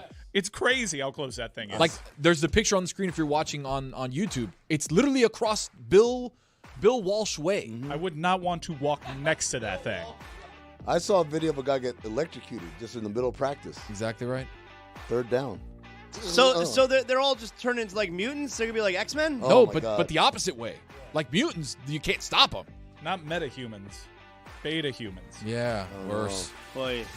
20% of the roster before we've even played a preseason game is injured. All right. Not good. Good top 5 there, Tony. So over the weekend, I guess it was a scrimmage, right? It wasn't a preseason game. It was in a scrimmage. You had, I guess, like a soft opening. The opening of the new stadium in Buffalo, Highmark Stadium. That's the new stadium there in Buffalo, which they've been hyping up for several years now. And it opened up this weekend. And I don't know if you guys saw a lot of complaints. A lot of complaints. If you're watching on YouTube, you can see these are photos from over the weekend, obstructed views, where fans are in their seats and they're taking photos. And most of these are season ticket holders. I mean, they're probably the type of team, Buffalo, that has a wait list for season tickets. The ones that are most egregious to me are the ones with the rails in front of their seats. You mean where- the ones where the person taking it takes a photo from an angle that no human would actually watch a game from. Okay, no. All right, Can we so put hold up on a the second. first one? Let's put up Yeah. the first one we did again and pause it. No, because Mike brings up a good point. Okay, like this first one here, right there. Yes, that's I want just a that one. normal railing. That's a normal. That's a seat, and that is a railing that's right in front of you. It's a That's railing to protect you from falling off. Yeah, like what do they want? Get this railing out of the way, dude. It's second down and 9. Can you believe that? You think there's seats like that at Hard Rock Stadium? Because there aren't. No. Look, it's a bad look. There are seats at Hard Rock Stadium where if you're sitting back at your seat, you might be obstructed. But if you lean forward, you can see over it. Yeah. Now this one here, bad. where there's like the Videotron, this is where some of this stuff over the weekend on Twitter, I'm going to take a guess and say that some of this stuff is a little bit deceiving. I would strongly believe that position right there, if it's even a seat, that position right there is not a for sale seat. I have a hard, I feel like someone went up to the top of the row and it's like, let me take a picture here because it's going to look bad. I doubt that seat is actually for sale. But then like this one here, where you're 50-yard line, first row in the upper deck, that's horrific. That's an actual horrific. seat. You can tell that's an actual seat because bad. the staircase is in front of Yeah. it. I mean, it's tough. See-through glass. Yeah, They've come out and said, like, we knew about the see-through glass. We planned for this. Like, this was like something that they were aware of, the see-through stuff. Like this but one it's here, ridiculous. again, I have a hard person time is- believing that's a real seat. That person, I believe it's a real It is a seat, real but that seat. person is leaning next to a wall. Well, And you can see most of the field. I hate to. Why am I being Look an at us apologist for defending. big stadium? We're defending the stadium. Big I like Cat it. put out did everybody go to the stadium? Were they a building instructor? Well, that's a fair question. Yes. It is a weird thing, and everyone was dunking on it. And certainly not the look that you want if you're the Buffalo Bills. Hey, we spent billions on this stadium. Everyone's making fun of it. Look at that right there. By the way, we're going to throw it up. You guys notice something in all these pictures? The most objectionable thing. No roof. Guys, it gets cold in Buffalo. It snows a lot. Okay, so here's another thing apparently that happened over the weekend because it did rain at this event. Apparently, the season ticket holders were told that 60 to 70% of the seats are covered by the canopy. And What canopy? I mean, it's a little. You're right. That's it's not a canopy. Yeah, I hear canopy. I think of Hard Rock. That's a canopy. Right, right. They're supposedly 60 to 70% was supposed to be covered by any type of rain or snow, and that video was damning. They were saying that everyone got soaked. Of course. Yeah. I mean, it was a bad weekend. rainstorm, but I think they were, expecting conventional snowfall. I think that's what they were most braced for. I'm really confused at them calling this a canopy. I'm never going to Can a I be? stadium the first time they fill it up. That's just one thing I would say. What's up? I know we're not worried about it falling, but I'm just gonna let other people be the guinea pig. You I'm- go to the first preseason game. Hold on. Let's just make sure Hold on. I'm actually going to. you can't test 70,000 people. I'm going to the first regular season game. There. Right, but at least then you would have known they've had a couple. Thursday being night- serious? Yeah, Thursday night football. Lions at Bills. I wanted to. Go Are to you that asking him if he's serious or asking Chris if he's serious? No, I'm not even listening to Chris. Why would you go to that? It's a great game. It is a good game. Okay, but they're great games every week. You're just going to all great games this year? I really like going to Buffalo for a game. I'm not bound to a team, and I wanted to be in Buffalo for the You opening. wanted to be in Yeah. Buffalo. That was a sentence? Yeah, I wanted to be with Bernie Palmerly. I'm going with a friend that's a Bills fan, and we're gonna go watch the Bills play the Lions. Couple of things. Number one, first time meeting Mike. This guy flies all over the country. The only person who hasn't beat in the world is Master. Master Stefacion is the only human being who goes to more random sporting events than Michael Ryan, right? That's number one. But number two, if you're going to go see the Buffalo Bills play in Buffalo in this brand new stadium, you do it the first regular season game, my friend, because the weather hasn't turned to absolute shit. And as we can tell from these pictures, there's no canopy. There is no canopy. Well, there shouldn't be a canopy. There needs to be a canopy. Nah, you need the elements in Buffalo. You don't need it. That's part of their shtick, man. You don't need it in the stands. I gave up. I capitulated on the field. You guys want to play in the snow? Play in the snow. Why I gotta be there? Oh, and then the worst. Aren't they? I'm shocked by these railings and staircases in front of actual seats. You shocked about safety? Is that what you're shocked about? Wait, why do you keep bringing up safety? I've been to Hard Rock Stadium a million times. Never have I been obstructed by a staircase. You sat in all the seats? Yes. You know what? I'm just going to say yes. Yes. I've sat in all 60,000 seats. Yes. Yes, I have. Now what are you going to say? Now what? Yes. What's the view like from row 35? Good. Section. Ask me another one. How about section 512, row 7? There is Good. a 512. Aha! Yeah, He's lying. I feel like I could go to Hard Rock and like find ways to take absolutely- pictures that look 100%. like. Every stadium, every arena in America. And now it's become a meme, that's the bad news for Buffalo. Some of these things were really bad looks, and now everyone's going to be going to your stadium to try to make fun of it because it's in the algo now. It's the Eddie Murphy bit, or he gets in a fight in the club and then he goes to court and everyone's like, yes, I was there and a piece of light hit my eye and it confused me and now I need $12 million for my eye, for my strained eyeball. It's just like people lining up to be part of the teardown committee. You know what, Buffalo? Your stadium's great. I love it. You know what, Mike? When is that first game? September 18th. I'm there, just to prove the point. And I'm going to find one of these seats. You know what I'm going to do? I'm going to take a picture from that seat and say, you know what? Not so bad.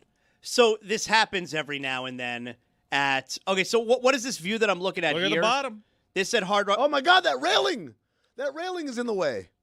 It's not in the way of anything. What are you Yeah, because talking this about? person is standing up and taking the photo. If I Yeah, sat sat down down. in my seat, you would see a railing. Oh, get the hell out of here. It's completely normal Right here. view.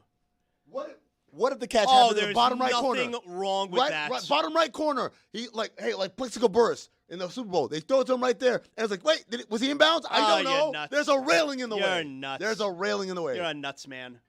This happens every now and then, Mike, at WWE shows, right? Where you'll be sitting. It's usually in the upper deck. I don't sit in the upper deck. But usually it's in the upper deck, and you'll have one of those seats where the lights are just in your eyeball the entire show. And it's unwatchable. Floodlights? Yeah. They're just stuck on you the entire show. Like, and you cannot see. And people will wind up complaining. Or people like tweet out, I'm in section 306, row 10. The lights are right in my eyes. Please shut them off, you know. Shut them off. Yeah, because what People else chant. Yeah. Turn the lights off. It's a thing. Yeah, and this happened to me. I mean, I was like 18 years old, and my father, and my little brother, and we all went to a WWF pay-per-view. And you know, back then, this was before I was the ticket ninja, and my father bought the seats, and we're sitting in the upper deck, and we had one of those seats where the light is right in our eyeballs. My dad was so mad. And he went down. He threatened the box office, and we got seats right by the floor. They replaced our seats. That's got to be some 1980s shit. Cause it was late 90s. I can't imagine that happening today. Yeah. Complaining I had upgrade. obstructed seats. Threatened them. The What do you first threat- WrestleMania I went to was at the old Citrus Bowl before they, revamped it, and they were obstructed. They said that they weren't going to be obstructed. There was nothing on the ticket language that said I had an obstructed seat. Yeah. And I got moved up pretty good to like ringside. Yeah. It was Ric Flair's final match. Wait, do they just have like great seats available that they haven't sold in case someone complains? I guess. But I just went to a ticket usher. I'm like, hey, this thing is in my way. Yeah. And then I got moved Happens right all the down time. to ringside. Usher did it? You didn't have to go to a manager? No, there was a dude in a suit that apparently a lot of people had this complaint. Yeah. And he was just like handing out upgrades. So they do. They have like a cache of like. There are seats that have not been bought or have been, given back for a multitude of reasons that are just available. Yeah. Sounds like a small time event. All right. I'm just saying, can you imagine at the Super Bowl? Hey, the lights are in my eyes. Right here, right this way. Super Bowl. How about a regular NBA game? Hey, can I sit on the floor? Yeah, we got you. Over here. The thing I will say, though, and yes, it's a lot of people dunking on Highmark Stadium this weekend, but I don't remember when other NFL stadiums are opening. Does this kind of thing happen? Like, are people busting on those stadiums, too? So this stuff happens when you have an owner that cuts corners a little bit. Because I've been to the new Raiders Stadium, and the new Raiders Stadium, it's just new. Like, there's no frills. You don't like it? No. I love it. Dude, the in best- terms of, like, luxuries for just going to a game, it's not anything special. I'll say this right now. The best stadium or arena pizza I've ever had in my life. It tasted like an actual pizza. You know, you go to most games, no matter how nice and new the stadium is, the pizza's always the same thing. It's this cardboard. So bad. Yeah, it was amazing. And it wasn't like a gourmet pizza place. It was just like the regular stadium pizza. It was amazing. I got on the upper deck. I was like, you got to be kidding me. It's amazing. Yeah, but like the concourse there isn't great. Like it's just, poured concrete, very little. It looks nice from the outside, Very but on the inside they futuristic, cut man. corners. And I think this is what happened. Like these people that make these stadiums, they know what they're doing. You And I you think- ever done the club seats at Allegiant? Yeah. I went there for a WrestleMania. What'd you think? What'd you think about the club seats? No, you don't like. They don't have that area. I don't know. It's just all right. I went for a football game. Well, so as they you had the mentioned, whole. I'm well traveled when it comes to these rando sporting events. What's so I've the- been in what's a lot the- of these stadiums. What's the greatest bell or whistle you've seen at a stadium? The Chick-fil-A inside of Mercedes-Benz Stadium. That's That was awesome. That was just called Chicken Place during during the World Cup. It was just Chicken Place. they couldn't say that it was Chick-fil-A because of sponsorship, so you couldn't get any of the sauces because they couldn't do they couldn't scratch out the logos there. But hey, I've never seen a Chick-fil-A that's been called Chicken Place. Chicken Palais. They had to solicit people like, hey, we have chicken here, real good chicken. Not on Sundays though. Chris, you've never been to a stadium or an arena the day it opened? I have never been the guinea pig for an arena or a stadium. I remember when it was American Airlines Arena, of course, Kaseya Center. I was there the very first game. Not the first event, because you remember what the first event was? Always a concert. It was glorious. Always a fun. Glorious. There you go. I'd go then because that at least it's been. Amaranth, didn't Celine Dion have a banner because she was the first show? Oh, maybe. I love the idea of Chris being like, so how did opening night go? Like 12 people died. It's still up. It collapsed the But I entire went, thing. but I I went mean, to the guys, first. I mean, that's a lot of weight. 60,000 people. I went to the first game though at American Airlines Arena. Okay. Yeah. John Amici scored the first points, I believe. Did he? It was against the Magic. was That's against true. the Magic. Yep. Yeah, the Heat won that game in overtime. Fun game. Yeah. Back then, 400 level, general admission. No way. Oh yeah, Just sit wherever? wherever. So we would get there. Me, my dad, and my brother. We'd get there 90 minutes before when the gates open, and we run to Yes. sit first row in the 400 level. The entire upper deck? No, 400. Where's the 400? 400's behind the goals. Ah, got you. Yeah. Oh, you know what this is? I remember this now. This was And the tickets were like $10, because by the way. the arena opened 2000. Yeah. That was Mid-season. It was always weird when a new building opens mid-season. It was after the lockout, and after the lockout, because the NBA had such a PR problem, like these billionaires and millionaires fighting over money.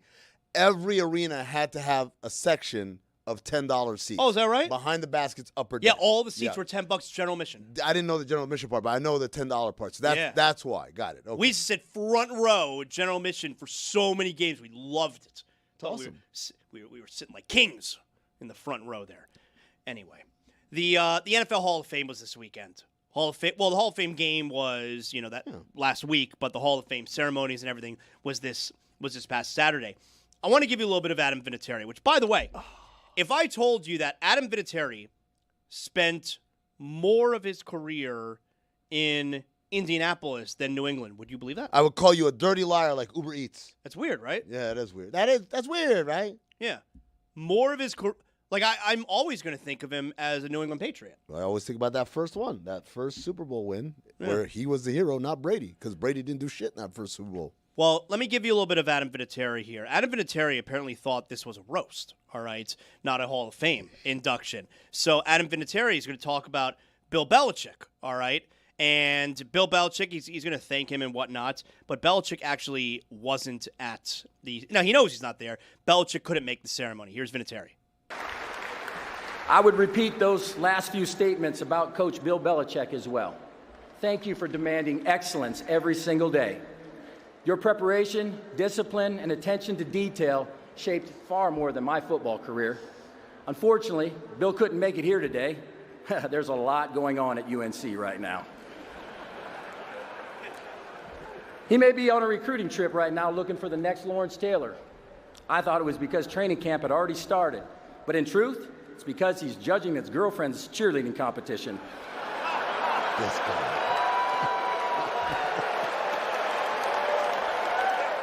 Tough spot for Warren Sapp, just chewing with his mouth open right behind Lawrence Taylor there. That's a bad look. The shrug. I like the shrug. Like, what do you want from me? I mean, he thinks it's a roast. Yeah, well, that wasn't the only roast he did, right? He also said something. And by the way, like I don't like Belichick. I'm obviously okay with the UNC situation blowing up in his face. I think there's a world. His son, who's a defensive coordinator, Steve Belichick. I don't want to make jokes because we don't know what it's actually for. He's apparently on medical leave. We already Zaz. What? Zaz like, I don't want to make jokes. Yeah, he's on medical leave, man. It doesn't matter what he's on medical leave for. He's on medical leave. Right. So I don't want to make jokes. Yeah, but you said because because we don't know what it's actually Saying for. I don't want to make jokes implies you actually do want to make Yeah. jokes. Yeah. No, Gotta hold make a myself joke. back here. Well, no. Go ahead, say it. As opposed to Lombardi, Mike Lombardi is on leave. What's and, the joke that you had in And your that's head? because he sucks. Like, I can make jokes about Lombardi. But what's the joke that you have for Steve Belichick? I didn't think of any because it's Seems not like a you had joking one in matter. mind. No, I don't like the Belichicks. That's all Do there you is care to to it. share? Tom, You see how this looks, right? Tom Cruise. So I'm not going to joke. He's on medical leave. Okay. I think there's a real world, by the way, where Bill Belichick does not finish the season. at The USC. season? Yeah. Nah, come on, man. Yeah, I think. Now, I don't think he would get fired. Okay, you think he's gonna step away? Yeah, I can see You it. did not see that contract. I can then. see it. My friend. Yeah, you don't think Jordan likes money? I could see him stepping away. You think Jordan likes money? Well, what, you think money's an issue in the Belichick household? I think. Like they need this to pay the rent? You pocket watching? Well, you're the one who brought it up. You're pocket watching. I'm saying you're not turning away the money. I mean, look, I don't need to tell you what wives You're like, love. no, that's what I'm saying. Girlfriends like it too, I know. especially girlfriends with no talent. I like it even more. So, anyway, here is So, like I was saying, I'm all about cracking on Belichick, but I don't know. It feels kind of a weird place to make a joke about his girlfriend being really young. It's a strange speech by It Vinatieri. felt like Vinatieri doesn't like Belichick the way he talked about him. I Yeah? can't believe you're getting dunked on by the kicker at the Hall of Fame. That's wild. But isn't that the most likely guy to be dunking on people? No. The It's kicker? least likely. No, because the kicker is the most likely to be like a regular dude who cracks jokes. I just can't believe that. I can't believe it. You got to be. Look, I think thought about it was How AI. far we have fallen. I was like him making a cheerleading joke at his. I thought I searched multiple because I was like, this has to be AI. It seems pretty low rent. Guys, think about it, man. You're in this locker room. It is a hostile environment. All these people are massive and could kill you. What is the one advantage you got? The gift of gab. The kicker's got to be the funniest guy in the room. Because he's not. I can't whoop nobody's ass. But he can't afford to be disrespectful. I guess when you're at the Hall of Fame, you come can. on. But speaking of disrespect, I don't know what's going on. Maybe it's tied to the leave that Zaz wanted to make fun of. But it's a real bad look for Bill Belichick not going to Adam Vinatieri's Hall of Fame speech. Well, I think he's okay. So you're making it sound like he's not there to support Vinatieri. I think he's Yeah. not there because he is upset with the Hall of Fame. Oh, because he's not a Hall of Famer? yeah, but that underscores the disrespect. Like whatever my beef is with the Hall of Fame. But that's not surprising to you, though. You're not surprised that he would take that attitude. That his feelings toward the Hall of Fame are more important than supporting one of his players. You're not surprised by that stance. No, I guess I'm not anymore. Usually someone says, I'm not surprised. Yeah. You're not surprised. That doesn't No, surprise you. I think you're right. I'm not surprised by it anymore. See, I knew it. Here's a little bit more from Belichick. We have a little bit more from Belichick, right? Where No, not again, from- not from McAfee Belichick. now. I'm sorry, more from Vinatieri, where I told you I'm a little slow today. A little bit more from Vinatieri, where Tuesday, you'll be good. again he thinks this is a roast. Hey, Pat McAfee's here in the crowd today. Great to see you, brother. The only person who enjoyed holding my balls more than my wife.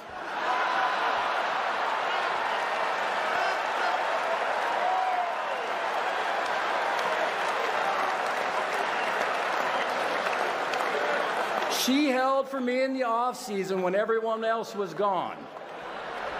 Get that right. It's a clever play on words there, guys. It's weird, right? So you think that was more appropriate than the Belichick joke? Yes. Hey, Way more appropriate. Yes, That- because at least McAfee is there. that's clearly playful and like that's not a dig at McAfee at all. So was the other one was a joke too? nah, one that's UNC is taking a dealing with its own problems right now. That's not Taking a a joke. shot at his girlfriend? hey, He just said his wife was handling his balls in the offseason. hey. That's a great sound.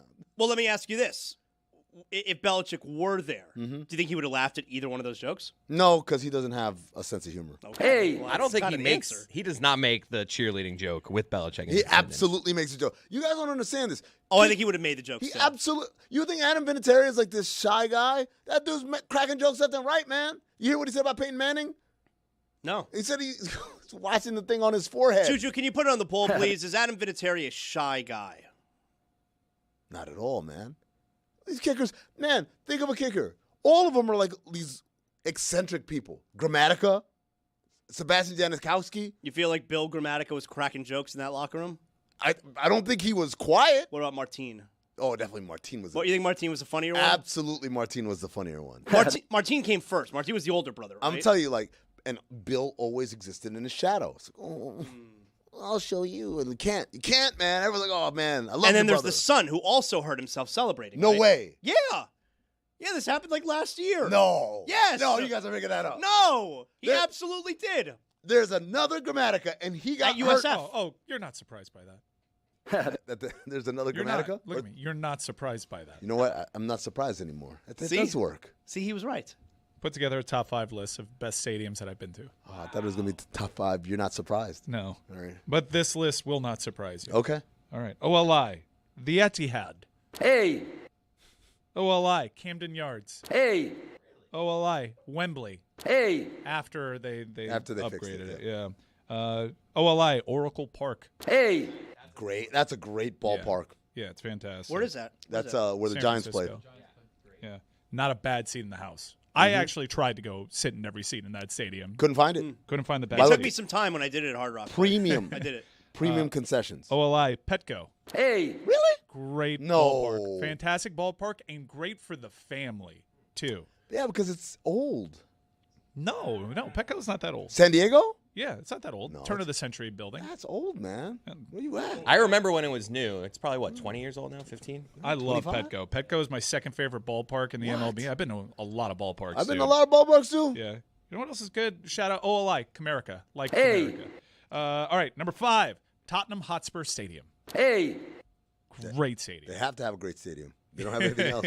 Well, it's an American style stadium, so there's a lot of cool like bells and whistles. Number 4, Hard Rock Stadium. hey. No way. Hard Rock Stadium. No way. Hard Rock Stadium is amazing, and I think it's also because of the versatility of the venue too. that Oh, makes top you can give whatever credit for versatility. I'm telling you, I've been to Hard Rock. I don't think you've been to the 72 lounge. Yeah, You definitely haven't. Broke boy conversation there. Oh, I had good seats. Mike could see me. I could see you from There you go. my couch. Number 3, Jerry World. Hey, I haven't been, but I've heard. It's fantastic, but I don't understand how the sun shines into that place. Like, you didn't account for the sun. Number 2, Mercedes-Benz Hey. in Atlanta. Unfriggin' believable. And number 1, SoFi. SoFi is unfriggin' real. That's what they say. That's what they say. I think I'm gonna put up my own list. My own list of top 5 stadiums and arenas, or just stadiums. I haven't been to Chase Arena in San Francisco, and I haven't been to the Intuit. But the arenas aren't really in this class. Because they're smaller. Yeah. Okay. But you can put them in there. It's your list. It's your top 5. Maybe I will. You weren't surprised by my list, right? No, not really. I told you you wouldn't be. Yeah. You're surprised? You weren't No. surprised. No. Even though he didn't tell me, I knew I wouldn't be. You were a little surprised by Hard Rock being top 5. I was shocked. But it's venue versatility, man. I mean, does that? Tell you what, there are I'm not no surprised. obstructed seats like that we saw at Highmark. There Tell was. you what. We saw one. Nope. That's not obstructed. You can't see Plexico Burrs make that catch in the That's Super not Bowl. obstructed.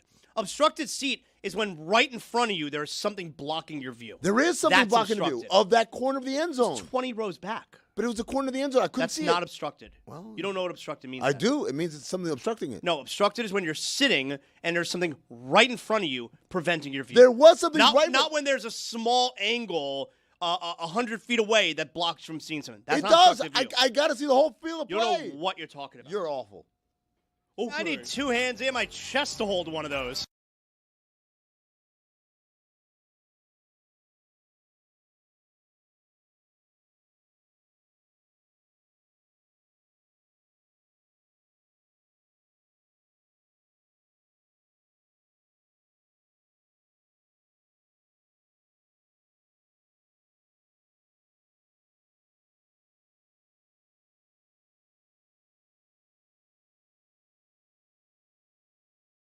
Zaz, what was your reaction to seeing Dave Hyde say that he had been laid off by the Sun Sentinel? I guess not surprised, but didn't like it. I think Dave Hyde's fantastic. He'd been really good to me over the years, and yeah, I guess it's disappointing, but not surprising, right?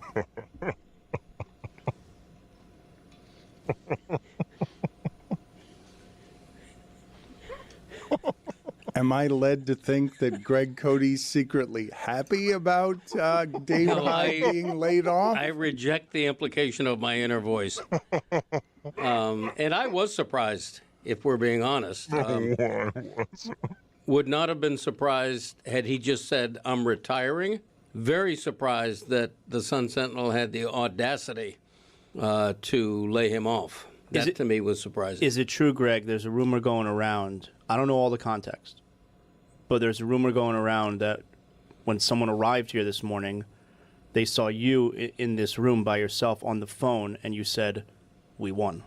I cannot confirm that. No, I cannot confirm that at all. I've got, I have nothing to do with that. So. We had plenty to do with it.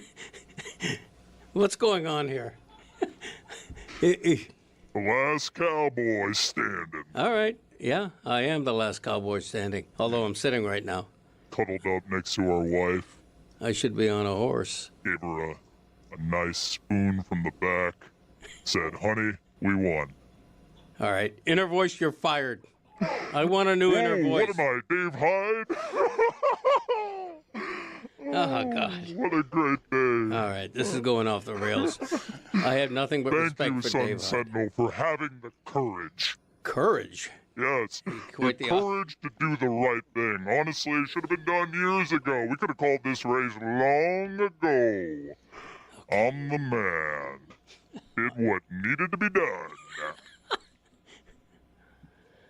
Okay. Hey, that's what I'm talking about.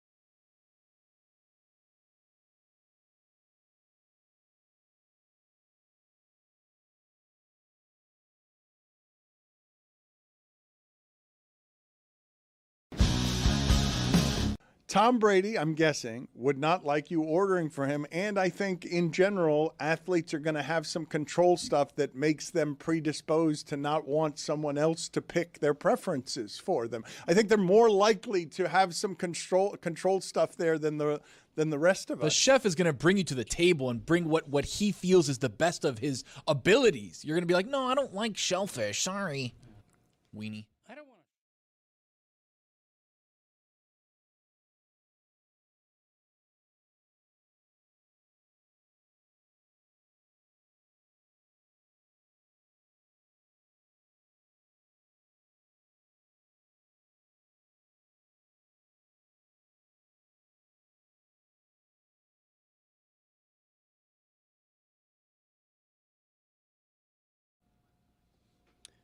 I mean, you see Don Nelson, 86 years old, I think, passed away. 86, man. Good for him.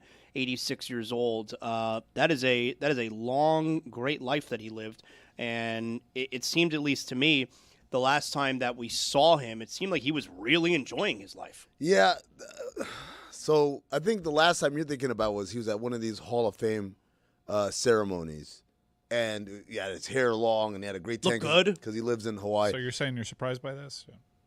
So no, I'll But say he was also 86, so you can't be surprised. By I'm good. It's gonna sound sad. I'm not surprised by this because the last time I saw him was during the finals last year, 2025 in Oklahoma City, and he looked markedly different. He'd lost a lot of weight, and it was one of those things where he was getting the the Chuck Daly Lifetime Achievement Award from the Coaches Association. I mean, he was living like a super hippie lifestyle. Yeah, right? smoking a lot of weed, smoking a ton of weed. Huge into hemp. Yeah, I think his house might have been made of hemp. Yeah, he built it at hemp. Yeah, and so when I saw him in OKC, I was like, oh, and that's the sad part about this award, the Chuck Daly Award.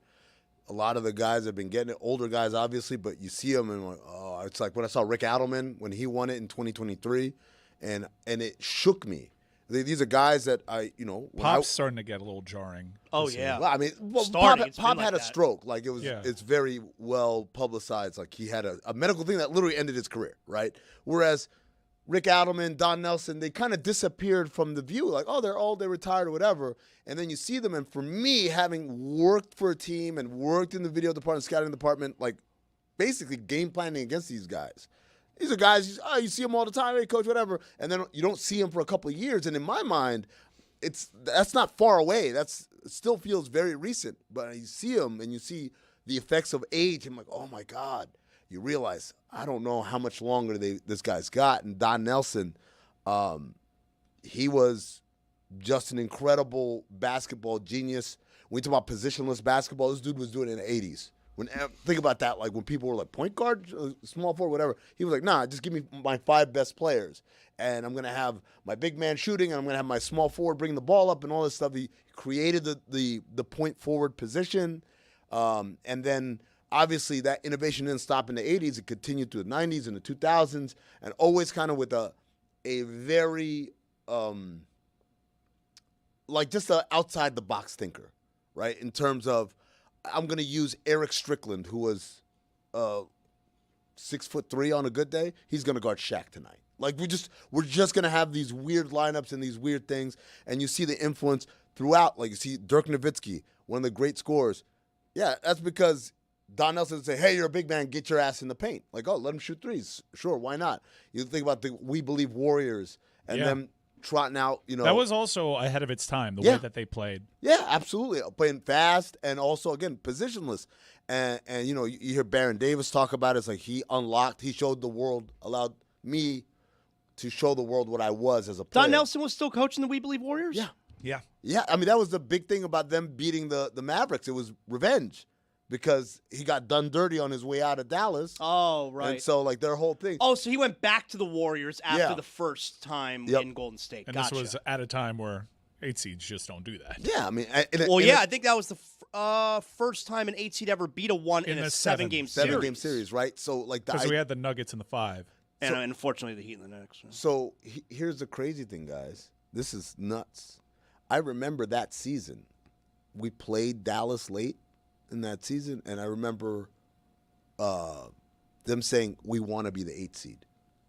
Like, that was, through the grapevine of, like, Nelly basically told our guys, yeah, we want to be the 8 seed. Because Dallas that year, if you remember. Yeah, that one had a lot of momentum. Like, if there's an 8 seed that can catch a 1 seed, Sal's make fights, and everyone earmarked, the Warriors are going to be trouble here. Well, and that wasn't even really a close series. No, they whooped their ass. And that was a team that won 67 games. Dirk was the MVP of the league, right? They had just come off of the finals appearance a year before. So, like, the idea of the Warriors wanting that matchup is kind of insane. And so the great story from that series is they end up winning, and Dirk in Oakland Arena, I guess it was called Oracle, but whatever, it's still there. Dirk was so angry after the elimination game, he took a chair and he flung it, and it broke the wall like 30 feet in the air. It's crazy. It's a crazy distance, and they ended up hanging a T-shirt, a We Believe T-shirt right next to it. They never fixed it. So, yeah, shout out to Don Nelson, man. Yeah. A great.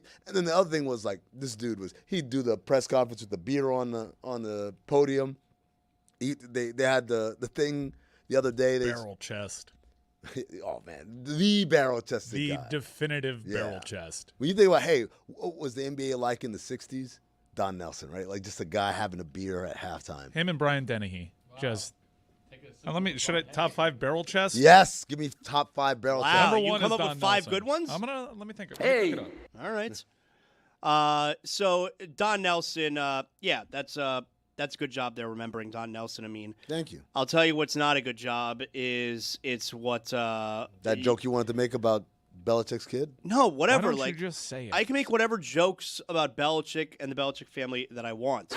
There's just no joke to be made right now because it's a medical condition. Right now. Okay. Yeah, right now. So in time, you'll think of one. Once he's okay, you'll tell us. Well, if we the find joke out that he had a thinking hangnail, then I can make jokes. All right, we don't know what it is, so I'm not willing to make a joke about it. Everybody can understand that. But what is going on in the WNBA right now is ridiculous. always something with this league. What's going on? What's going on? When is something not going on with this league? All right.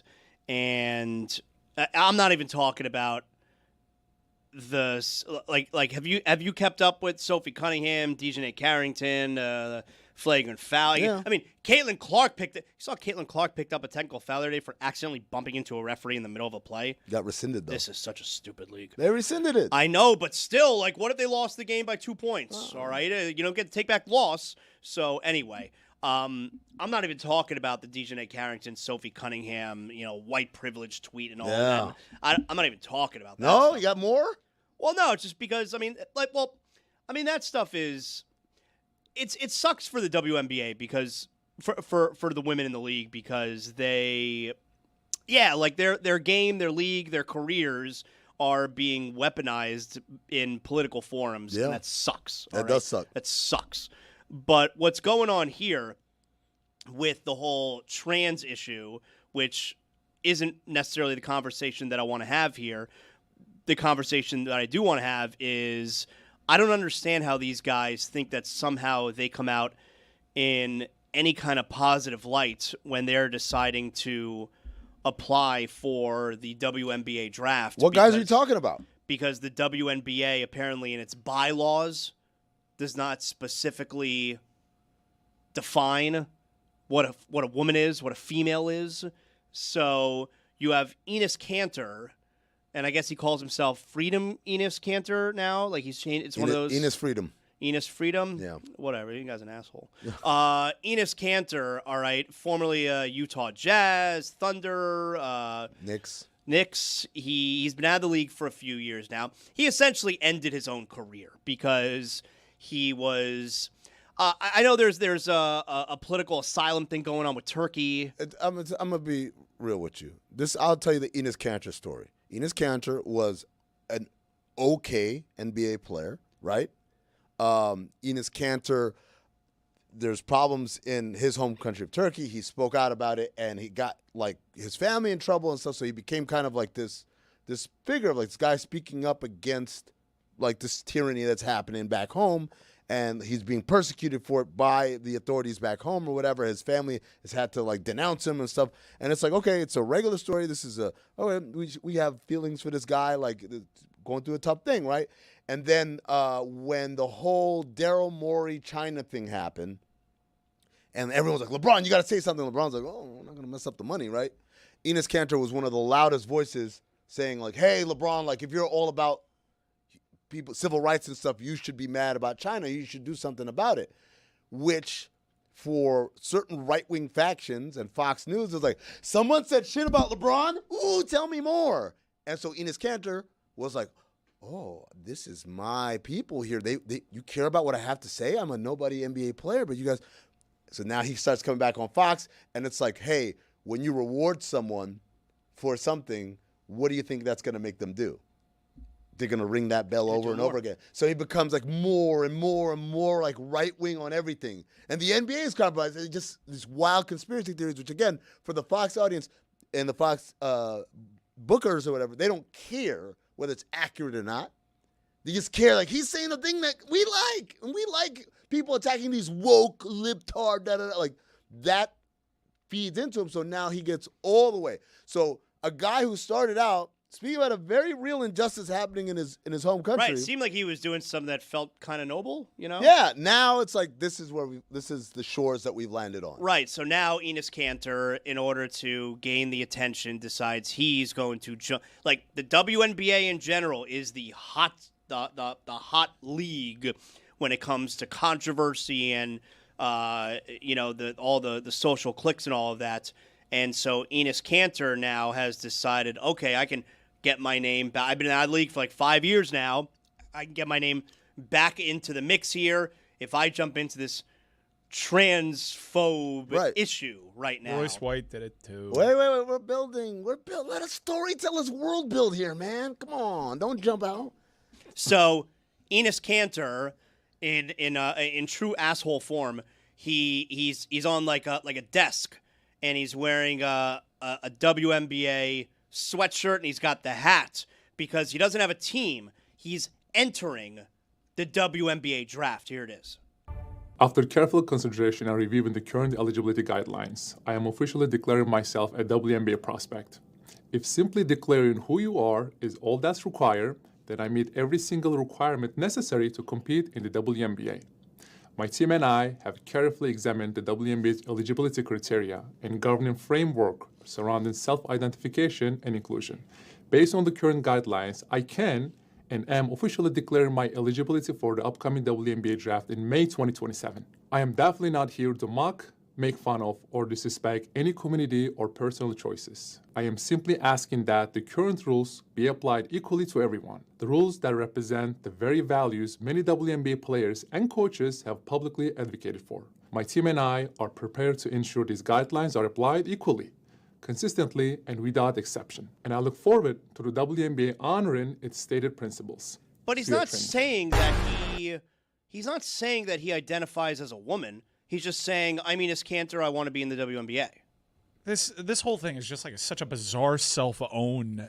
And I'm not here to make fun while I have a shit-eating grin on my face the entire time. It's a self-own because you're actually highlighting that this isn't an actual issue. There are no men in the WNBA. There is no threat of a man playing in the WNBA. Well, there is now, him. There's no threat. There was an executive order written about this that keeps them out. I understand because it's such an easy issue because it's a culture war thing and it's a winning position for them. And when things are going poorly, they amplify that. But this is pathetic. This is just basically what's the trending topic on Twitter? Oh, yeah. This is how I get back in. Yeah. Not get back into basketball because that ship has sailed a long time ago. Just get back into people are talking about me. Look, we're doing it now. Hey, congratulations, Enes. Here we go. You wanted people to talk about you. We're talking about you. But just let's play this out. All right. You think this is a funny bit? Let's do it. Like go be the guy. Just go. Go be the guy in the WNBA. See how fun that is. See how cool you are. But it's, okay, like, by the way, Robin Lopez said it best, but I'll save that for later because we are world building here. Guys know that Enes Kanter's not the only guy that did this. There's another. His name is Royce White. Can we roll it? Oh, earlier this week I made the announcement. I'm transgender. I'm a woman. I identify as sometimes identifying as a woman for purposes of basketball, professional basketball. So I'll be declaring for the WNBA draft in 2027 as well. I mean, I think I'd be unstoppable, but I'm a team first guy. I'm a pass first kind of player. I do the little things. I led my team in all 5 major stat categories at Iowa State University. So I do a little bit of everything. I'll do whatever the coach needs me to do. I'll do whatever the girls need me to do. I think the WNBA could come out and make a definitive statement about guys with a pair of balls playing in the Women's Association. But hey, that'd be probably too much like right. So, and I don't want to be discriminated against. No, I want fair treatment. I'm a young black, hopefully United States senator that would like a fair chance to participate as a sometimes identifying as a transgender woman athlete. All right, so here's what I don't understand. Now, at least in this case, what Royce White is doing, which Enes Kanter didn't do. Enes Kanter's just like, hey, I'm Enes Kanter, I want to be in the WNBA. Royce White is at least going the route of, I identify as a woman, so I want to be in the WNBA. Which called himself a pass first guy. Which is it, pal? So, at least Royce White, I understand what he's doing. Like, he's trying to make a point. It's a really stupid point, but he's trying to make a point at least.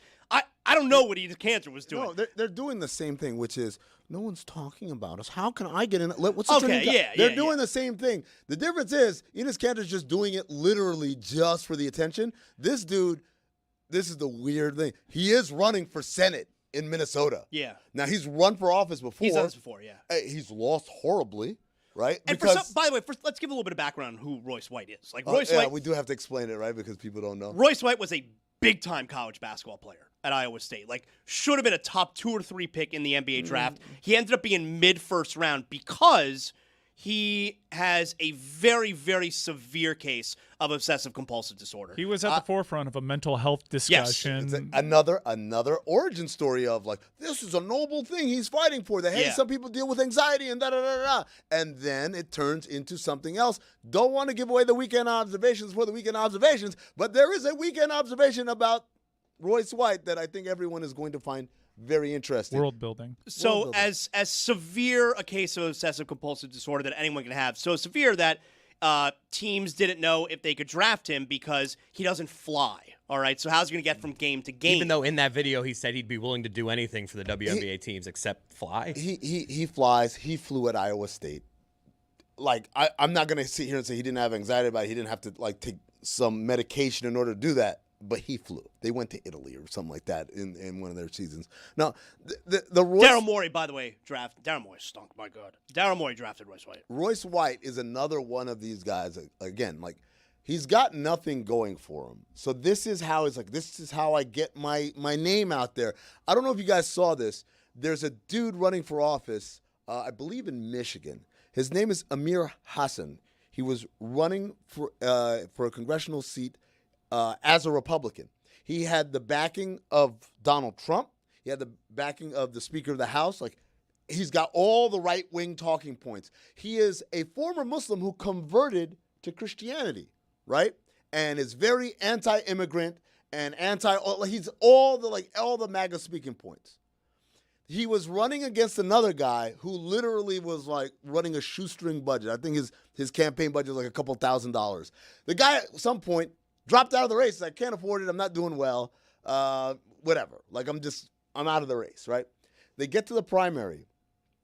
Amir Hassan, this strong right-wing guy, endorsed by Big Daddy Trump himself, gets annihilated by the guy who dropped out of the race. And the reason why is because his constituency thought he was a Muslim and an immigrant.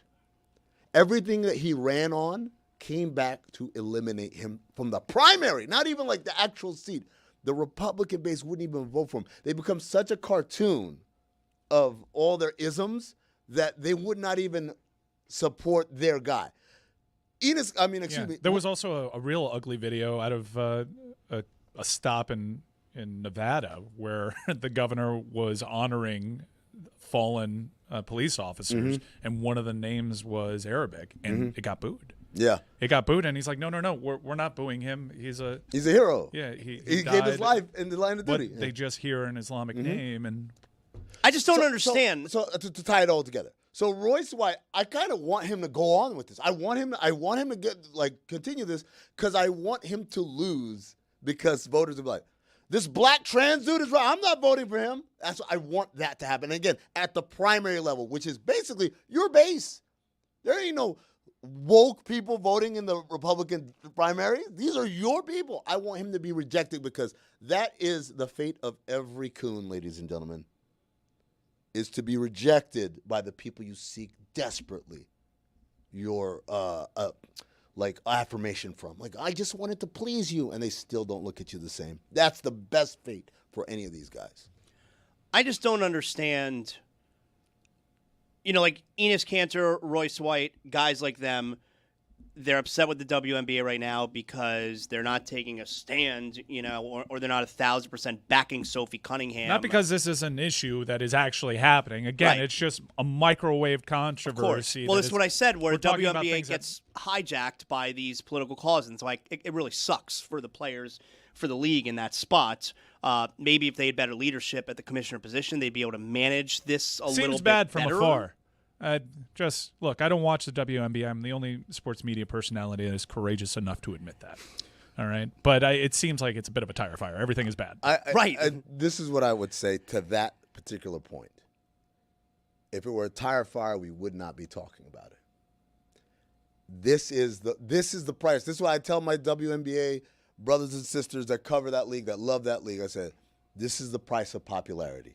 Your thing is it now, and so. Part of it is you get all the assholes who come in under the tent. You can't curate it. Like, only the cool people will like this. Think about every artist. What the WNBA fan base is going through right now is my favorite band that I saw at Las Rosas play. Now they're playing the Kaseya Center and they sold out, right? Because like, oh, you guys weren't there when such and such song came out. That's what's happening, right? Yes, you're going to get a bunch of casuals. People don't even care that much because it is a popular product, because it is exploding. And in a weird capitalistic way, like, this is not a bad thing. It's bad because of the political undertones, obviously. But in terms of a business, it's good for business. But I do want to highlight one thing. This is from Robin Lopez. Robin Lopez, who I've known for 18 years now. We drafted him in Phoenix. Who do you like better, Robin or Brooke? I don't know Brooke. I know Robin. So you like Robin better? I like Robin because that's the guy I know. But you like him better? I know him. I will always pick the person I know over the person I don't know. Okay, so you like him better than Brooke. So got it. You don't like Brooke Lopez. Okay, go on. Quote, biggest issue, if you're being drafted, people are saying we want you around for 4 years. And I can't imagine anybody wants Enes Kanter or Royce White around them for even 4 minutes. We've seen this illustrated whenever Enes is near Turkey or Royce comes close to logic/reality. And that's a fact. Like, the best part about this is let them declare they're going to go undrafted. And like, well, because no, it's because you're a jackass. When Royce White in his rookie year, when he got to the NBA and it started to become the problem that everyone knew it was going to be with his OCD. That wasn't the reason. I'm like, world building, right? Yeah. World building? Yeah, okay. world building. Very good. People were like, if I'm remembering it correctly, were afraid to be critical of him. Because it's like, whoa, you're being critical of someone who is dealing with a very serious mental health condition where it's like, no, we want to be critical of him because he has a mental health condition and he's also a huge asshole. Zaz, this was Amin Hassan's introduction into the world of NBA Twitter and NBA media. I was literally fresh from, the last thing I did was like a call on draft day to one of the guys I work with my intel report on Royce White. He would have been a top pick if not for the bullshit, right? It has nothing to do with the anxiety. Spoiler alert, right? So I come into, now I'm in the media. Now I'm doing stuff, and I'm thinking to myself, wow, like these people are going to be like, oh, this dude was on the inside. He's got all these insights and stuff, da-da-da. And I was shocked by like people, you can't say that. I'm like, what are you talking about? This is real. You wonder why a guy doesn't get drafted? You wonder why a guy flames out of a league? It's because of these very real reasons that I have that I've been like kind of sharing with people. And it blew my mind that there was this cottage industry of like you got to be a certain way, talk a certain way about things, and there's certain things you can't criticize. In the same way that Mike moments ago said, I'm the only media person who doesn't watch the WNBA. With the courage to admit it. Willing to admit it. With the courage, exactly. But that's the point. Like, because there are a bunch of people who don't follow. Right. But to say I don't watch the WNBA becomes in itself like, oh, you're one of them. No, whatever. you couldn't be critical of Royce White in his rookie year. Oh, Dog, that's why I bravery was. should be commended. Yes. We're going to pin a little brooch on you. Say it. But also, I hate Angel Reese. That's equality. For no reason whatsoever. No reason whatsoever. I'm glad you said that. So you were critical of him? Of course. I had the book on why. Because that was a thing. So like, you cool. better not say anything bad about this guy. I call really all cool the with help. Sophie, just for the record. You got to use the voice when you do that. Well, the bit is a bit of an asshole. I'm also workshopping a bit about how like people say like the basketball name that people say now that Kobe's gone at the basketball court now is Angel Reese, but it's not a good thing. What do they shout? They just shout Angel? Well, whenever I have a putback, it's like, you know how people say Kobe? Yeah. So if you saw over the weekend, there were some great clips going around. There was an Ogeron family wedding. Oh, my God. So Tell me they all sound like that. I'm still workshopping it, though, so I'll let you know when I get it. Okay, thank you. I want to play a game here. World building. So Ed Orgeron's son got married over the weekend. Okay. And so we have like what I think it's like 30-something seconds. It's like a montage of like him seeing his son's bride for the first I don't remember a first reveal with the in-law, but they do some sort of first reveal. Okay, like his son is not in the room because he can't see her. I think right? his son may be in the room, but like we're gonna see him here. Oh, I thought you're not supposed to do that. Maybe he already did the first look. Maybe the groom did. So like I don't know the details here. I just know we're gonna get. You don't know shit, do you? We're gonna get a first look. Is this another situation situation where you No. thought he just said Paul, but he said No. this whole name? All right. This one I feel really good about, but it's going to start with a first look. We eventually get to his speech during the wedding. It's about 40 seconds. I want to play the game over-under. Over-under. I'm setting the over-under at 2.5 for football references. Things that he is pulling from his coaching bag. Anything that references football.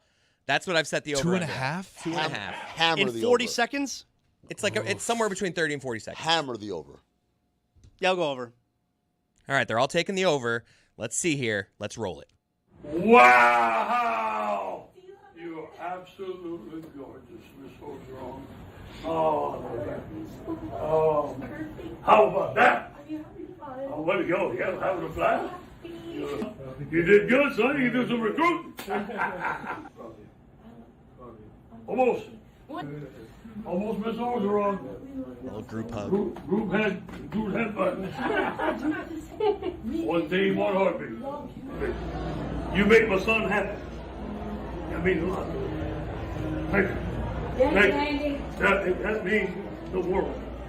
Right, and we're all together. One team, one heartbeat. We're gonna have a blast. Yeah! We got the third one at the end. Woo! I started sweating. I was like, come on, coach. Now Is this reception at a restaurant?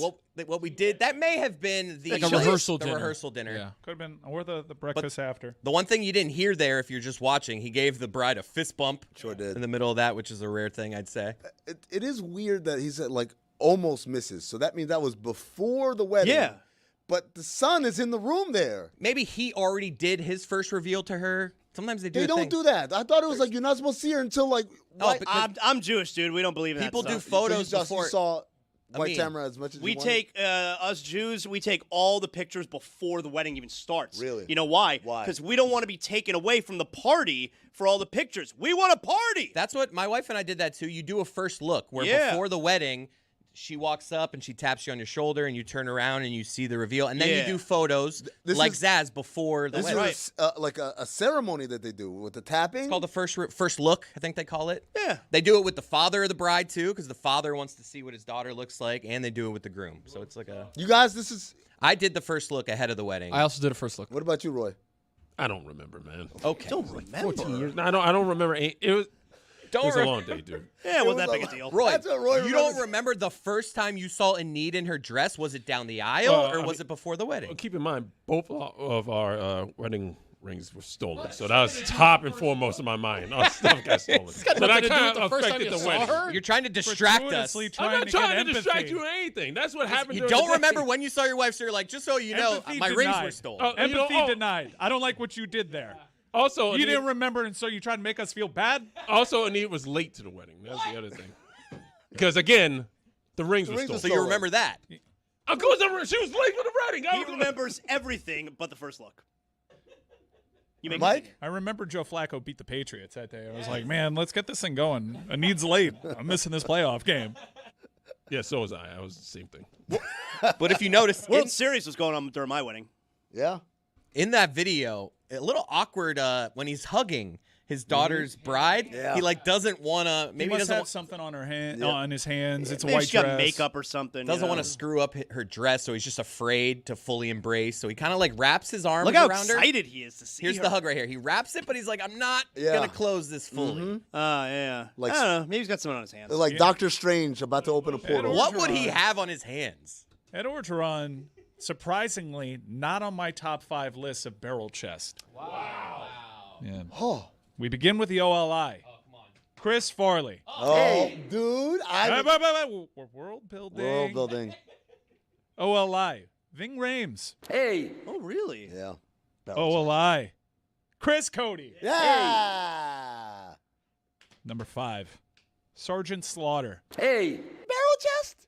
Yes. Wait, Number we're 4. talking about like the real one or the cartoon? I'm talking about Commissioner Sergeant Slaughter. Okay. After he became remember there was that weird. Not when he was Iraqi turncoat. Yeah, he was a turncoat. and not when he was in G.I. Joe, No, right? but when he was feuding with DX. Okay. Yeah, Commissioner Sergeant. Is Slaughter. Sergeant Slaughter stolen valor? How do you feel about that? He is stolen valor. Yeah, a little bit. Yeah. Okay. Why? What? He wasn't. Well, Because he's he gone was his whole never life actually- making people believe he's a sergeant. Well, he wasn't. He wasn't in the army. No, he didn't I actually don't- serve. Was it No. Colonel? Never. Number 4, Winston Churchill. Hey. Is that barrel chested or is that Yes. just? Okay. It's my list. I'm just World asking. building. I'm Number asking. 3, Paul Silas. Yes, absolutely, barrel chest. Yep. Felt real good about that one. Number 2, Brian Dennehy. Hey. And number 1, rest in peace, Don Nelson. Hey. Wow. Why didn't Dennehy get the rest in peace? Because he didn't just die. Gotcha. Okay. I didn't know there was a statute of limitations there. All right. I like it. It's like Happy New Year. Ogeron was so excited to see the daughter. Wow. Wow. Look at you. He turned into Al Pacino. Our son can recruit. I'll tell you, man, all you guys here are girl dads, right? Is everyone I'm looking at a girl dad? Wow. All of you guys. Amin, are you a girl dad? I don't disclose the gender of my children. All right, that's weird. So, anyway. Oh, geez, WNBA. Wow. I guess, like, I don't know. You guys must think about this. I don't think about this stuff at all. Paying for a wedding, your father of the bride. Now, Ogeron's not father of the bride, it's father of the groom. But father of the bride, that has to be something you think about having to pay for weddings one day, right? I've started thinking first about just her dating. I'll get to the wedding part later. The part I'm scared most about now is just, my daughter's going into third grade and she's already talking about boyfriends, so it's a little scary. One of the first thoughts that went through my mind when I found out it was a girl, I'm like, damn, I'm gonna have to pay for that wedding. Yeah, that's what that's what I'd be thinking too. Yeah, I'm like, the Zaslow family famously hasn't paid for a wedding. Guys, swear to God. I don't believe this. I swear to God. I don't believe this. Mike knows this because I texted Mike a week ago. I swear to God. A week ago, my other cousin, all right, I have 2 cousins on the Zaslow side, obviously both males. My other cousin just had a baby. I didn't know what the sex was, all right? I wasn't in touch. I don't know. I didn't know what the sex was going to be. And he texted me last week, so hey, invited me to, or whatever. The bris? Yes. Well, that that's the gives it away. giveaway. That's the giveaway, World Tony. building. That's the giveaway. Hey. Yes. Hey. World building. Yes. Hey. And I didn't know, and that of course is the giveaway. Another new Zaslow boy in the family. It has been over 100 years since we've had a girl. And in the last just few months, we had 2 more chances for a girl, and they are both boys. I don't know if any of you guys ever watched the show Finding Your Roots with Henry Louis Gates Jr. Like he goes to do a deep, exhaustive, not just like a 23andMe, but they go into the archives and books and like immigration records and all that to find out like as far back as they can from these people's families, and you learn all these things. And I can't believe I'm saying this. I want you to go on that show. I want Henry Louis Gates Jr. and his powerful television program to find, for me, a Zaslow woman that's been born. Because you can't tell me for generations. Yeah. When was the last one? Do we know? Yeah, it was my dad's aunt, so my great aunt, and it was probably in the early teens in the 1900s. Really? Yeah, it's been over 100 years. Oof. Yeah. She was the last one. There has been a societal shift. People are breaking away from the tradition of, the father of the bride paying for the wedding. Now it's just the more wealthy family. Yeah, it's implied. It's the implication. It's a little half and half. Hey, you got this. It's like should I put my credit card? I'll go halves on the rehearsal. Okay, but still, there's no scenario where the father of the groom is paying for everything. There is a scenario where the father of the bride is. There's no scenario where the father of the groom is. Ed Ogeron's there. He's made a couple $1 million. Like, hey, I'll take care of this one. Hold on. I'm about to say, like, allow me to contribute. I have a friend of a friend who got married to the son of like Ted Leonsis. There's no way Ted Leonsis, one of the richest men in the country, is like, what y'all got on it? Hey, y'all got it, right? Come on, man. Like, okay, but that's There's out an of choice implication. at least. That's out of oh choice. no, you're saying out of obligation. Yeah. Yeah.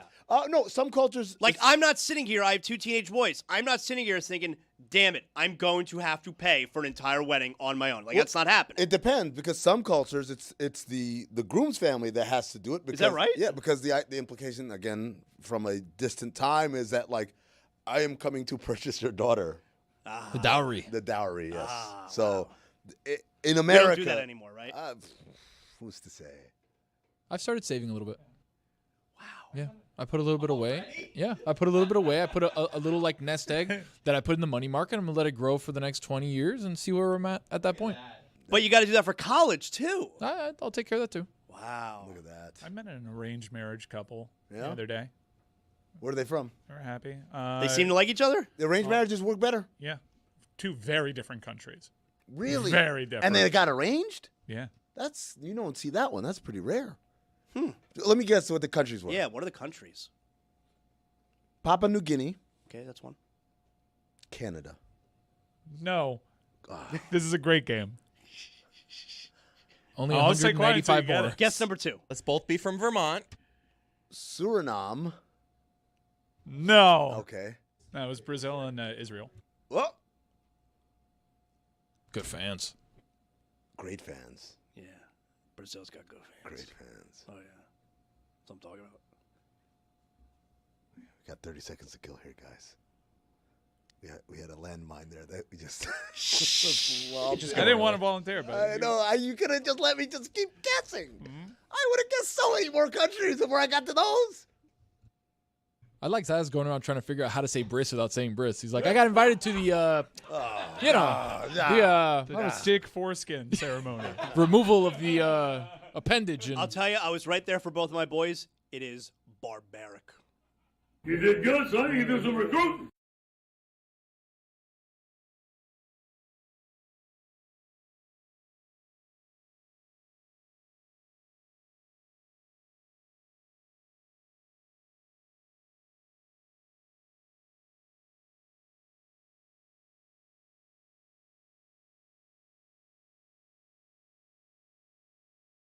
going to his restaurant then? I've Yeah, been to pick what I like.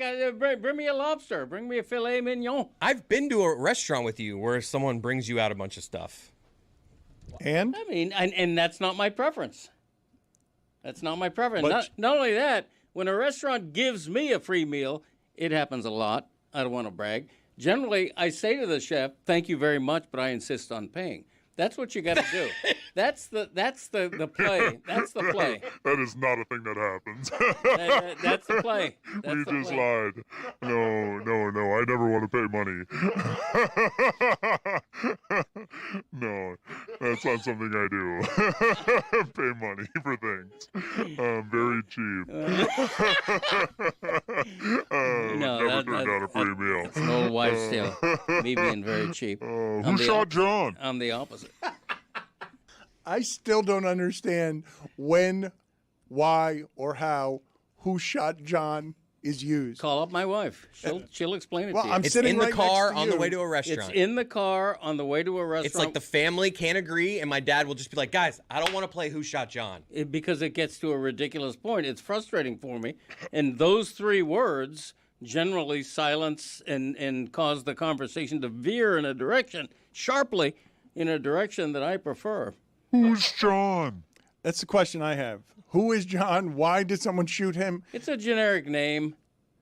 You know, it's not a specific person. Why did someone shoot him? Because he was upsetting them so much. You know, I'm in the car with John. We're going to go to Alice's restaurant. And With Bernie Parmalee? And we're headed to the restaurant, and at the last minute, John says, "Or if you prefer, we'll go to the House of Nuts." And I say, "No, we're going to Alice's restaurant." And then he insists, "The House of Nuts is great. Haven't you heard? Who shot John? Let's go. Come on. Forget about it. We're going to Alice's restaurant." Arlo Guthrie, 1967. You like to take your wife to the House of Nuts? I mean, it's a place we go to. Yeah, how often? It depends on the kind of nut I'm interested in. You know, I love A Brazil. sizable one. I love Brazil nuts. Yeah. Good fans. Good fans. Really good fans. Brazilian nut. Well, it's a good nut as well. Legume. Or is that a bean? I think that's a bean. It is a bean. Although nuts and beans are in the same family, I think. Yeah, they're all What are some around of your there. other favorite ethnic nuts? Put it in the poll. Put it on the I poll. like all nuts. I love pistachios, but I insist on deshelling them myself. Hell yeah. You give me a bag of pistachios that have already been shelled, I'm going to turn it back. That's Okay? right. Thank you.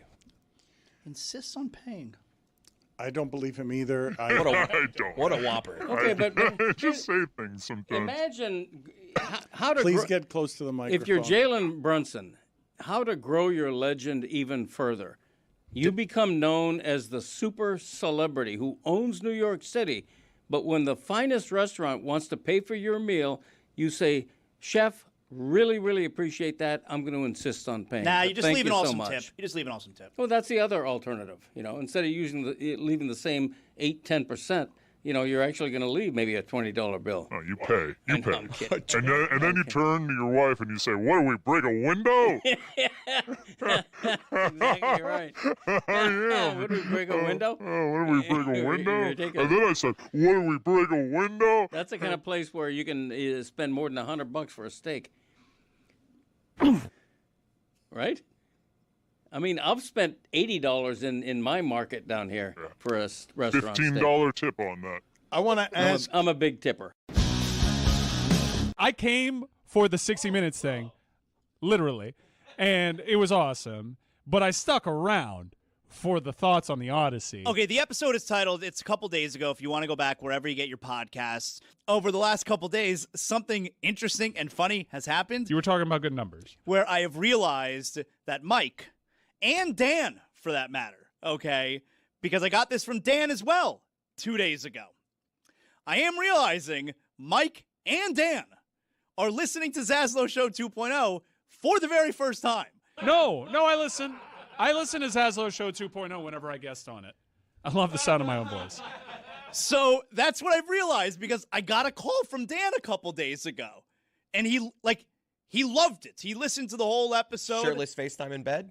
And I don't expect him to listen to the whole episode. All right, episodes are about 45 minutes. I don't expect him to listen to the whole episode, but he clearly sat there, maybe it was in his car, maybe it was shirtless in bed, I don't know, and listened to the whole episode. And he loved it and said such nice things. I'm like, that's awesome. And it's also very clearly the first time he's ever heard the show. Yeah, I've listened to it like 7 times because I've been on it 6. Yeah. So I like the Zaslow Show 2.0. You enjoyed it a couple days ago. Yeah, I enjoyed it, and I think I've heard like ones here and there. Like when we made the finals in hockey and in basketball, I'm like, yeah, let me listen to a caretaker of South Florida That's sports right. and do his character bit. I love it. I'm a huge fan. It's not a character. Yeah, it is. You do. Come on, you have a bit. You're amplified like The Rock. Wow. Any hoodles. I stuck around for the thoughts on the Odyssey, which Right, I thought I got them all. You loved my thoughts on the Odyssey. Well, it starts. We get off to a real hot start because the way that you start. See, I have a hard time remembering. I wish I could remember exactly Here's what I'm how saying. it started. Tony, who doesn't know his elbow from his asshole. What? Yeah. Well, I mean, it's true. It's just Getting it straight on a podcast, you can at least invite me on and tell me. If anybody knows 2 things about me, number 1, I'm not a cuck, and number 2, I always tell the truth. Even when I lie, I always tell the truth. Tony, who doesn't know his elbow from his asshole. What was the context there? I don't know. I do 3 different shows. I do this show, I do Zaslow Show 2.0, and I do ESPN Radio. I can't keep track of And what Mystery I said Crate. on each. And 4. Yeah. And Mystery Crate. But the Bolivian cut is Zaslow Show 2.0. Yes. That is the Zaz talking do to what I nobody want. else, which is why he's developed. It's become his personality. The reason why he creates all these different voices, and he's having a conversation with himself. Yeah. And so he has like these really eccentric parts of his personality that are essentially a cast. Yeah. It's a one-man ensemble. It's great. I'm a big fan. And when you said Tony doesn't know his elbow from his asshole, I'm like, all right, I'm in. But then you started going down your review of the Odyssey, and I was familiar with some of the takes. What a movie. But then I found out you were a racist. What? Yeah, you were a racist. Why would you say that? Yeah, now I could be mishearing Why things. would you say it? Yeah, why would you Why be would a you racist? say that? Why are you a racist, dog? Why are you making things up? All right, so for the audience, we did clip this section where, You that- better not be taking me out of context here. No, If you're gonna play I'm something, applying all the context I possibly can. I wasn't in right. charge of grabbing the context. All right. But I was in charge of being the driving force of calling you a racist. So what am I talking about here? Play the clip. People are having a go at the movie for 2 reasons. Number 1, for Lupita Nyong'o, who is playing Helen of Troy, who, is white in, I guess, the other writings of the book, in the writing of the book and maybe in the other movies, that Helen of Troy is white. And in this, Lupita Nyong'o is obviously black. You get the whole discussion of should a black actor be playing a white person? Should a white person be playing a black actor? Although it's never that other way, right? It's never the white person playing the black person. It's a black person playing the white person. And then everybody freaks out and gets upset about that. It's really stupid. So it sounds like you're disappointed that John Cusack isn't playing Shaft. No. Yeah, it does. No. I heard racism. I'm disappointed that people are mad that Lupita Nyong'o is playing Helen of No, Troy. it feels like, but, you never see, the white guy playing, T'Challa.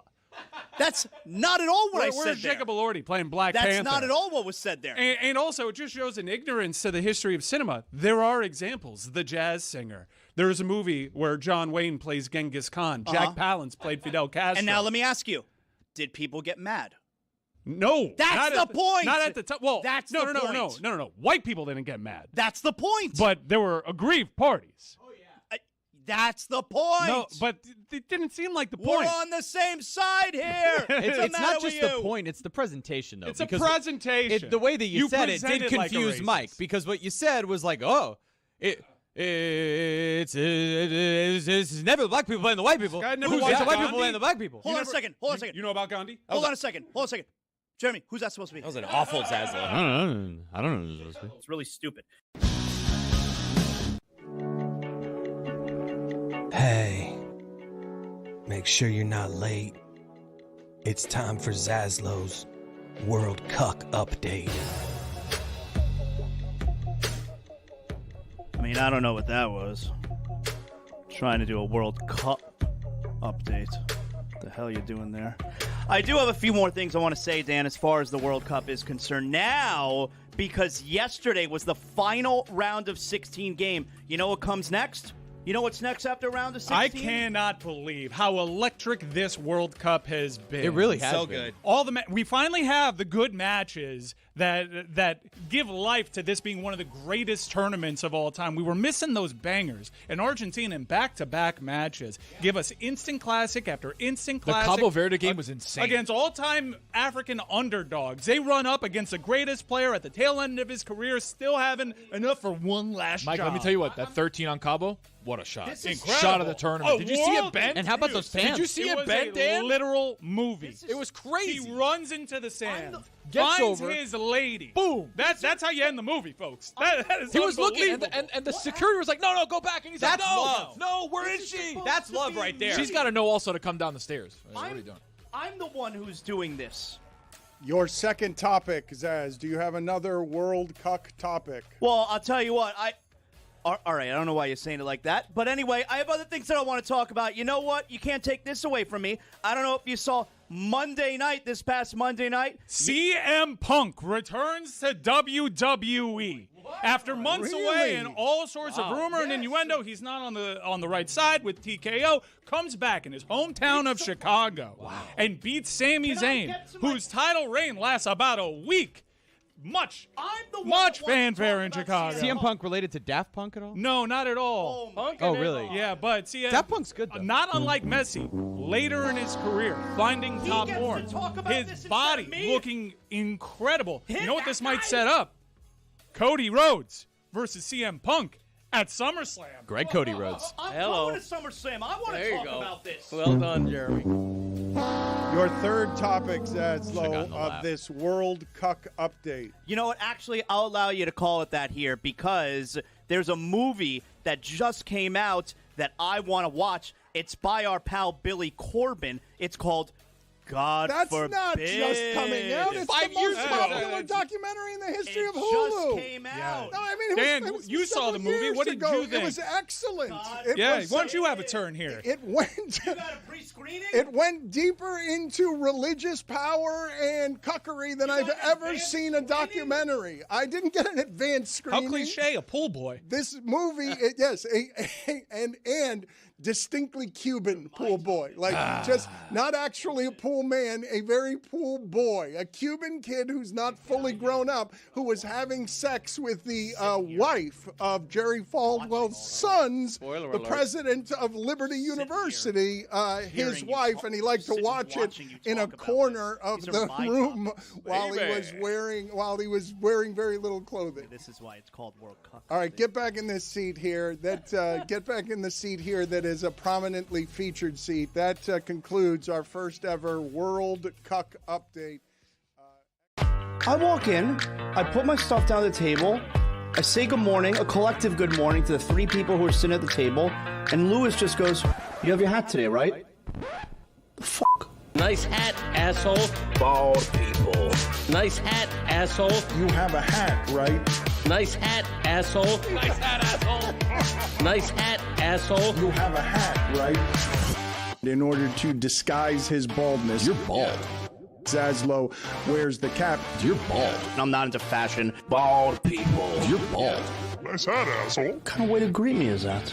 You're so bald that people are comfortable telling you upon greeting you that you need to do something with your appearance. So you can't do the plugs and the dye. You got to pick one. People aren't still doing toupees, are they? Oh, yeah, they are.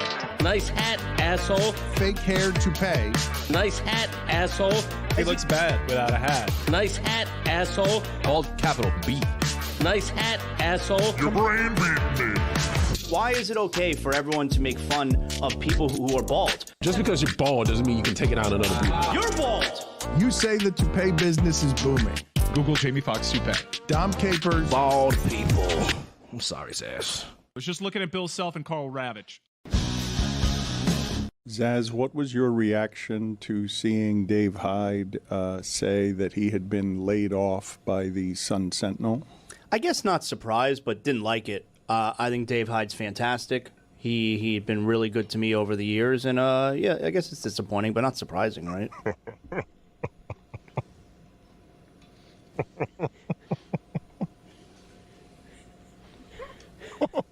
Am I led to think that Greg Cody's secretly happy about Dave Hyde being laid off? I reject the implication of my inner voice. And I was surprised, if we're being honest. I was. Would not have been surprised had he just said, I'm retiring. Very surprised that the Sun Sentinel had the audacity to lay him off. That to me was surprising. Is it true, Greg? There's a rumor going around. I don't know all the context, but there's a rumor going around that when someone arrived here this morning, they saw you in this room by yourself on the phone, and you said, "We won." I cannot confirm that. No, I cannot confirm that at all. I've got, I have nothing to do with that. So. We had plenty to do with it. What's going on here? The last cowboy standing. All right. Yeah, I am the last cowboy standing, although I'm sitting right now. Cuddled up next to our wife. I should be on a horse. Gave her a nice spoon from the back. Said, honey, we won. All right. Inner voice, you're fired. I want a new inner voice. What am I, Dave Hyde? Oh, God. What a great day. All right. This is going off the rails. I have nothing but respect for Sun Dave Hyde. Sentinel, for having the courage. Courage? Yes. The courage to do the right thing. Honestly, it should have been done years ago. We could have called this race long ago. I'm the man. Did what needed to be done. Okay. Hey, that's what...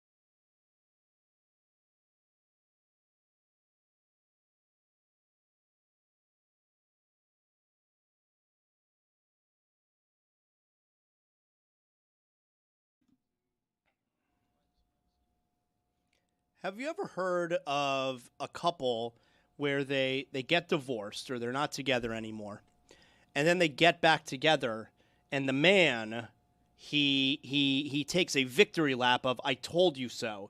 I told you she would come back to me.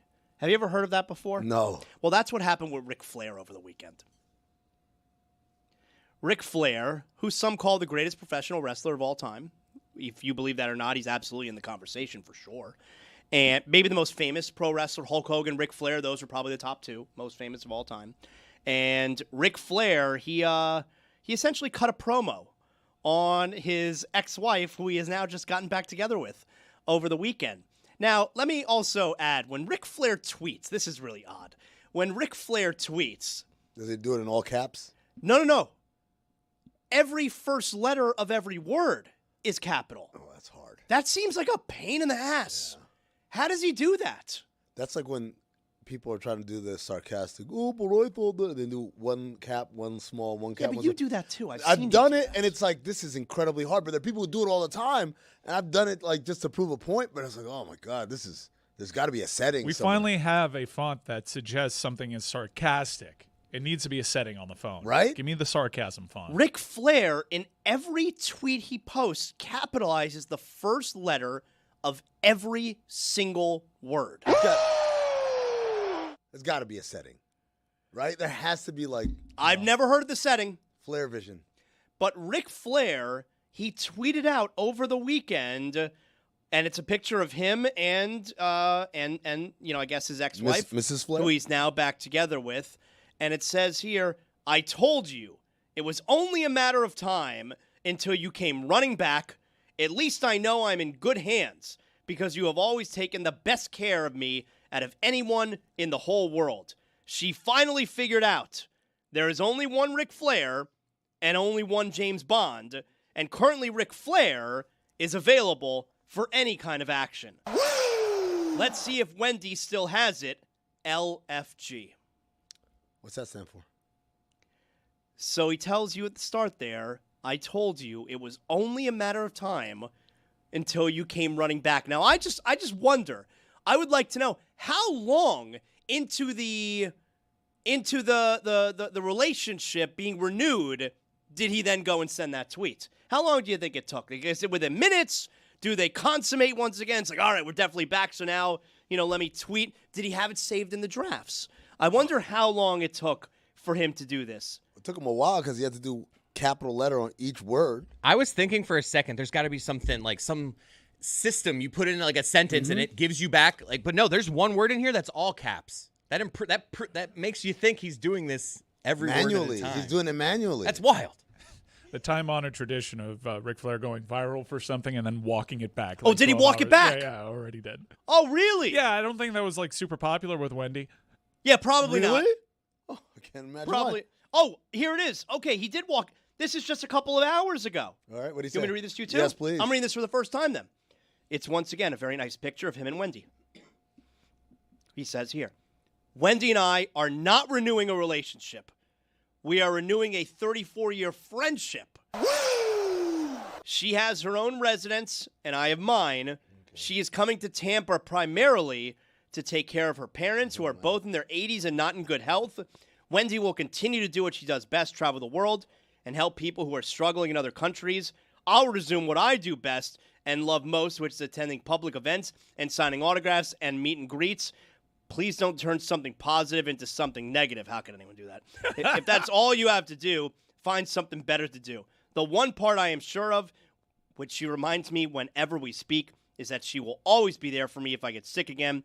And I was sick for 2 years. All caps. Her whole family will take care of me.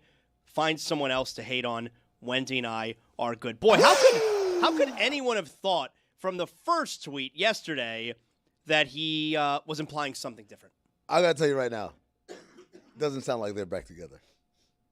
No. Sounds like they still might be enjoying their company. It sounds like he was told to put that tweet out. He's a crazy person. It's been... But Nature Boy's been on one. This is a lunatic. I thought when you guys said walk it back, he had to walk back the whole I told you so part. Like, hey, let's not make it seem. But it sounds like he walked back the whole we're back together again thing.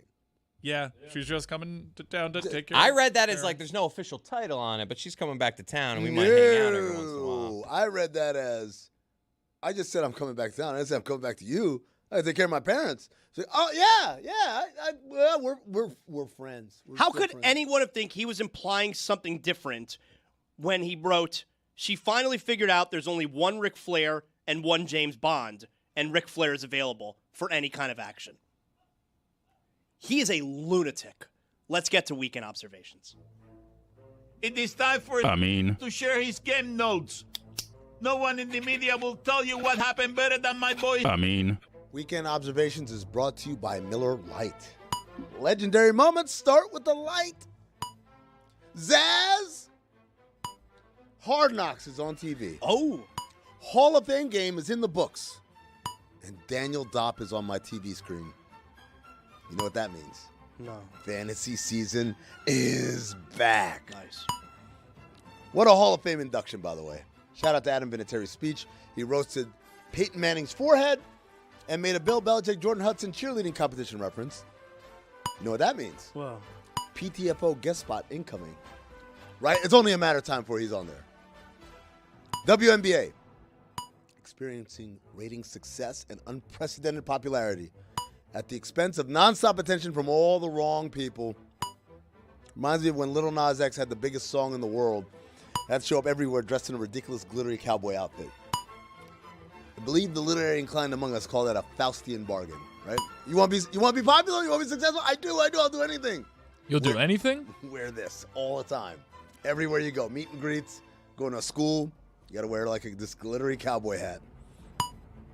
Monte Ellis saying that if you swapped him out for Steph Curry, the Warriors experience the same kind of success. That is the truest insight into the mindset of an NBA player. It would shock so many people. How many NBA players are like, man, if I played with that, they let me. They really believe it. It reminds me when Paul Pierce said, man, if I played with Shaq and LeBron, I'd have more titles than Dwayne Wade. And everyone's like, how could you say that? I'm like, he's an NBA player. They all believe it.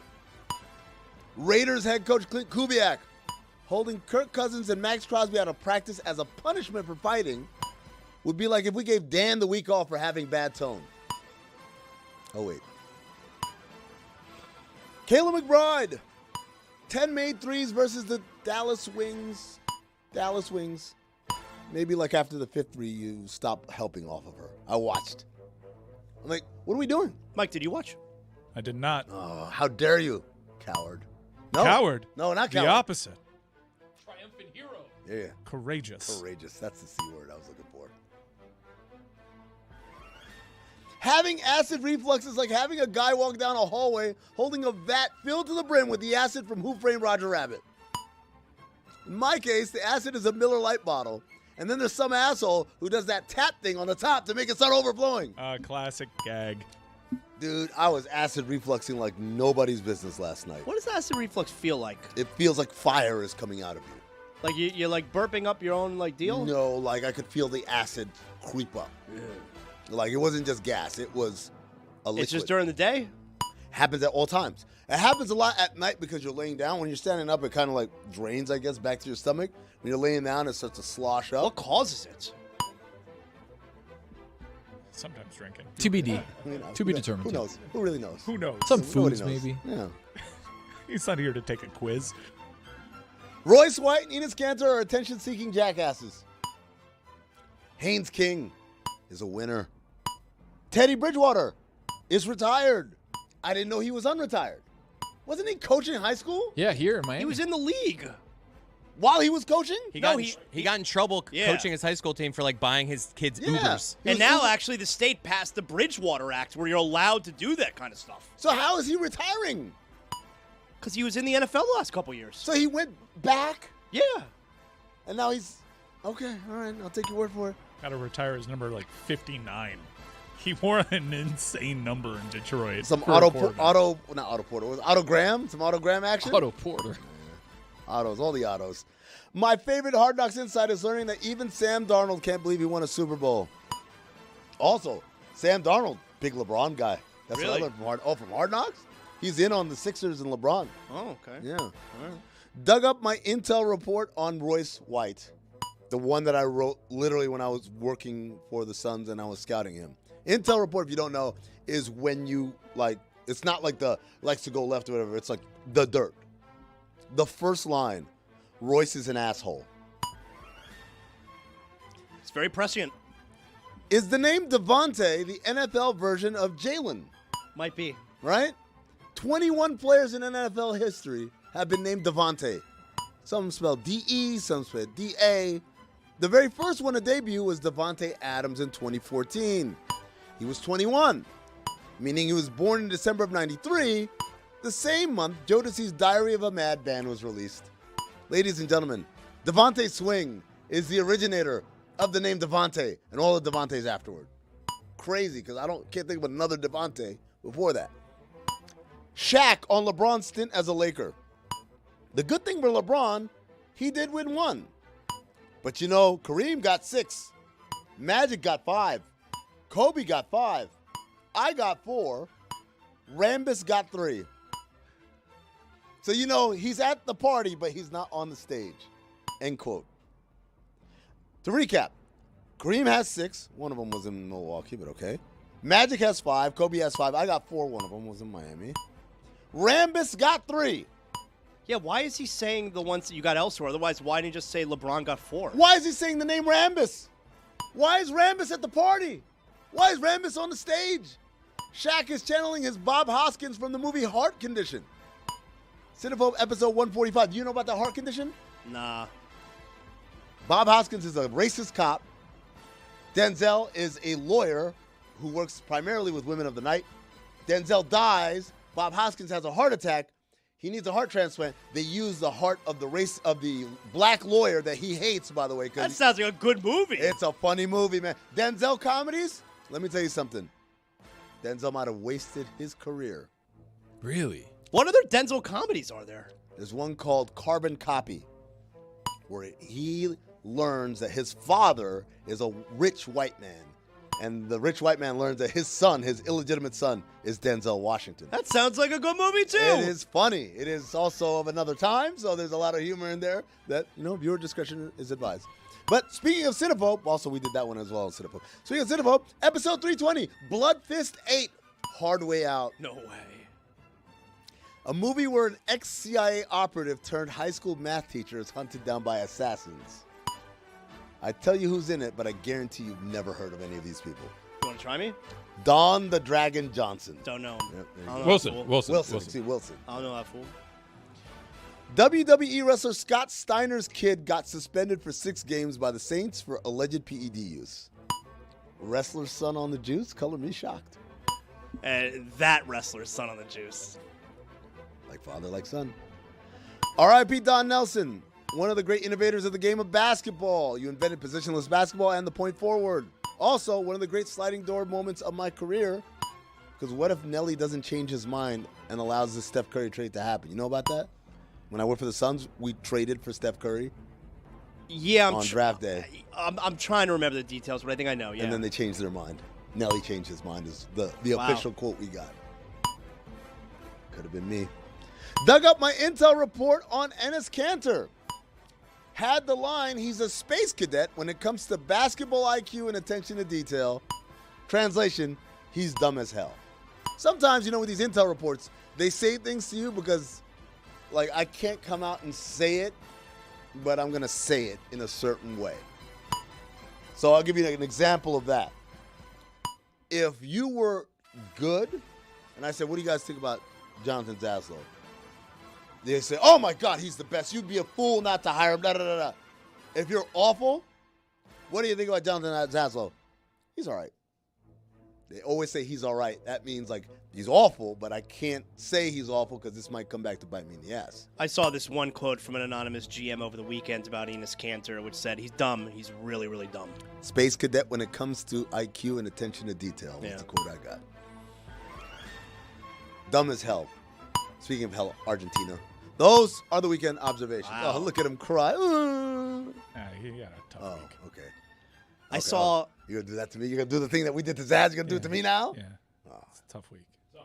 World building. I saw a movie last night. I told you I've been sick in bed. I've been laid up the last couple Still days. had to go to the movie last night, though. Sunday night. What, you went to the movie? It's just an odd choice. I'm not even judging, but it's just I've been sick for 2 days. I got work tomorrow. I'm going to still hit that movie tonight, though. Yeah. What else am I going to do? Stare at the ceiling? Why wouldn't I watch a movie? You go to a lot of movies. That's just Chris, he was in bed. You know that, right? You weren't listening. He was in bed. Tuesday, you're going to be good. Oh, my bad. I thought you said I went to the movie. No, we were trying to always stop goes you. to the movie. No, we were trying to, but you were. They sell pickles at this movie theater. Much more acceptable when you're sick watching a movie in bed. I'll allow it. You thought I'm sick over the weekend, and on Sunday night I'm going to go to the movie. So you see now why I thought it was noteworthy. It was clear that he didn't. We were trying to stop. Right, well, Tuesday is going to be good. Wednesday. It'll be amazing. Yes, but then after bowling, drop back off. What movie you see? I watched a Netflix movie. Already out. Yeah? I'm You never already out. watched a good Netflix movie? Don't look up. Great Netflix movie. They're good But Netflix also had a movies. theatrical release, right? What about Hialeah? No. What? That movie was good. No. It was fun. I mean, come on. Come on. It was No, fun. no. You've That gone movie too was far. fun. I watched a new Netflix movie last night called War Machine. It's with Alan Ritchson. You know, he's Reacher. What do you say? Yeah. Well, you want me to recite the whole movie to you? Yeah. What do you say? He said Yeah. a lot of things. It's a big part. Yeah, it's called War Machine. He's essentially Reacher, like in a war. Like he's just being Reacher. So just a movie of Reacher. Yeah. It was really good though. I'm not gonna spoil it for you, but He's just got like one speed. He's just Reacher. yeah. Trust me, buddy. Oh no, he was in Playdate. A comedic term. Was he Reacher and Playdate? No, he was. It was funny. Extraction. Good Netflix movie. Extraction is good with Yeah, Hemsworth, and right? Extraction too. Yeah, the That's second when one. His last name is Rake, and he kills a guy with a rake. Yeah, that is a good movie. The last good Netflix movie I saw, I think, was Red Notice, and that one wasn't supposed to be a Netflix movie. It was supposed to be a wide release, but the pandemic happened. I'll tell you what is a good Netflix movie. Bird Box. You saw Bird Box? I hate Bird Box. What? With Sandra Bullock? Yeah, there's not multiple Bird Boxes. Dude. I don't know. Maybe there's another Bird Box out there. You didn't like Bird Box? No, it's dumb. Man, I like It's Bird a Box. quiet place, but with Mahershala your eyes. Ali is also in it. I know. Look, they pay money. They pay really good money to these guys. They're not doing it because of the artistic integrity. They're doing it because they're paid a lot of money. Yeah, you don't know good movies. They do baseball great too, and we're gonna have Hunter Sports. Pence on, and we're gonna be touting that. I like Netflix movies. I like Netflix TV shows. I like Netflix sporting broadcasts. Netflix movies leave a lot to be desired. Unless they greenlight my movie, in which case I love Netflix movies. Well, I saw yesterday this War Machine with Alan Ritchson, 66% on Rotten Tomatoes, so it's worth watching. No, that's not worth watching. Yeah, if you just want to chill while you're sick in bed and watch a cool war movie. You know what I do when I want to chill? I watch old movies. I watched Casino yesterday on my flight. Really? Oh, my God. Forgot how great that movie was. Sharon Stone, underrated. It's a great movie, but at the beginning of the movie when they show, Sam getting blown up in the car. Spoiler alert. And then you see like the dummy right before. Like, come on, you gotta do Floating better Ray? editing. You gotta do better editing. What about Pretty Woman? You know about that Pretty Woman? I've never seen it in its entirety. You've never seen Pretty Woman? I've seen it in bits and pieces. Rewatched Pretty Woman over the weekend. I don't want to. I'm good. No. Good. Great movie. I'm good. Great movie. Julia Roberts, underrated. Let's welcome back Hunter Pence to the show. 4-time All-Star, 2-time World Series champion, analyst, obviously, NBC Sports Bay Area, and he is on the call for Netflix's Field of Dreams game, which is this Thursday, at 7:30 p.m. Eastern Time. Hunter, you know about that Pretty Woman? Oh, yeah, that's a great movie. See? Really? When's the last I mean, time the you saw 90s it? movies. The last time I saw Pretty Woman, it has been a long time. I actually saw that. That was like one of the like riskier movies I watched as a kid. And yeah, I mean, I remember just like really enjoying it. Obviously, Julia Roberts, Slippery Little Suckers. There you go. Did you ever have... Okay, You know? so one of the more risque movies that you saw in the 90s, do you have an experience where you watched one of those movies with your parents? You're a kid, teenager maybe, and like it was embarrassing? Not exact. Oh yeah, I guess there's like multiple times. Anytime they're kissing, there's always some random comment. Because I grew up, we had one TV, so whatever Dad decided to watch is what we all watched, and yeah, that was definitely one of the ones that was probably more embarrassing, but it was also awesome. It's a good movie. I've told you, Amin, right? When I saw Silence of the Lambs for the very first time, late 90s, saw Silence of the Lambs for the very first time, was watching my parents, and the scene where Buffalo Bill shows the mangina, that was bad. Watching with my parents, that was bad. That was very embarrassing for me. 7:30 p.m. Eastern this Thursday, Field of Dreams game. Hunter, when's the last time you saw Field of Dreams? Ooh. I've watched it twice recently just to kind of rehab and recap and be ready for this. And honestly, it like brought me back to memories as a child. And I think watching it as an adult, because I only remember it through that kid's lens, which is why I might need to see Pretty Woman again. But it really kind of stands up, and I see it in a beautiful way, the magic of baseball. I kind of got teary-eyed and with James Earl Jones and his quotes of when they're having that big moment of, do you sell the farm, Ray, or do you keep the farm? And he's like, they're gonna come, Ray. It's gonna be like they're dipped in magic waters. Baseball is what reminds us of what is good and still could be. It was just like, I don't know, I got chills But it definitely made me emotional and reminded me of kind of my childhood and how, baseball is about your family. It's about your dad. It's about the love of the heroes. I was going to say, do you still cry when, he's having a catch with his dad? Because to me, Field of Dreams, it's the ultimate movie where the scene is coming and I'm still going to cry. Jumanji for me. Jumanji gets you? Yeah, that's a great memory, actually. At the end, when he finally the game resets. Going with The Rock or with Robin Williams? No, the original Jumanji. When everything resets and his dad who had left for the party and they had a big argument, right? But then he comes back because he forgot his scarf or something. But the kid has lived a whole lifetime and is so sad and appreciative, and the father just I just walked out. What happened? Yeah. And man, I'm starting to get emotional right now.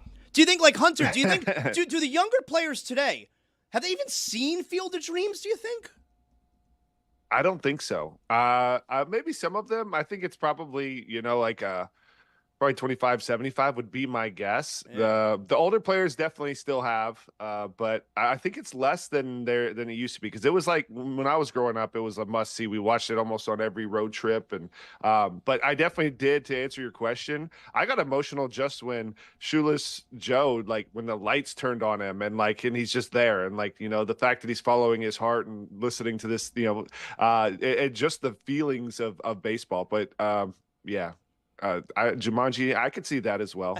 Also, what is it? A League of Their Own. Always, it got me when I was a kid. It still gets me today. Do you have a favorite baseball movie?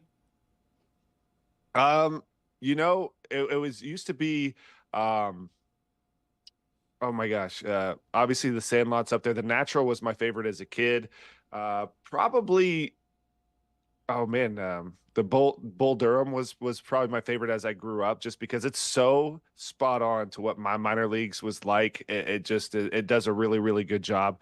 But Field of Dreams, now watching again, I can see why. It's just it's written so well. The message is really beautiful, and it just it brings back the magic and the wonder of baseball for me, who's covering it, played it, always seeking to get better at it, but also remembering just how magical the game is, besides just trying to be the best or get the most out of everything. Hunter, you ever seen The Scout with That's a good movie. I love that movie. Because yeah, go ahead. Is that the one where I've seen several of these. Does he get a guy? He's a crazy guy that you got to remind me of this guy. I definitely think I've seen this one. Where he's a scout. Yeah. Yeah, he's a scout. But does he get a guy from a random place, and the guy's kind of crazy, and he has to helicopter in? Or Brendan Brendan Fraser. Yeah, you've seen it. There you go.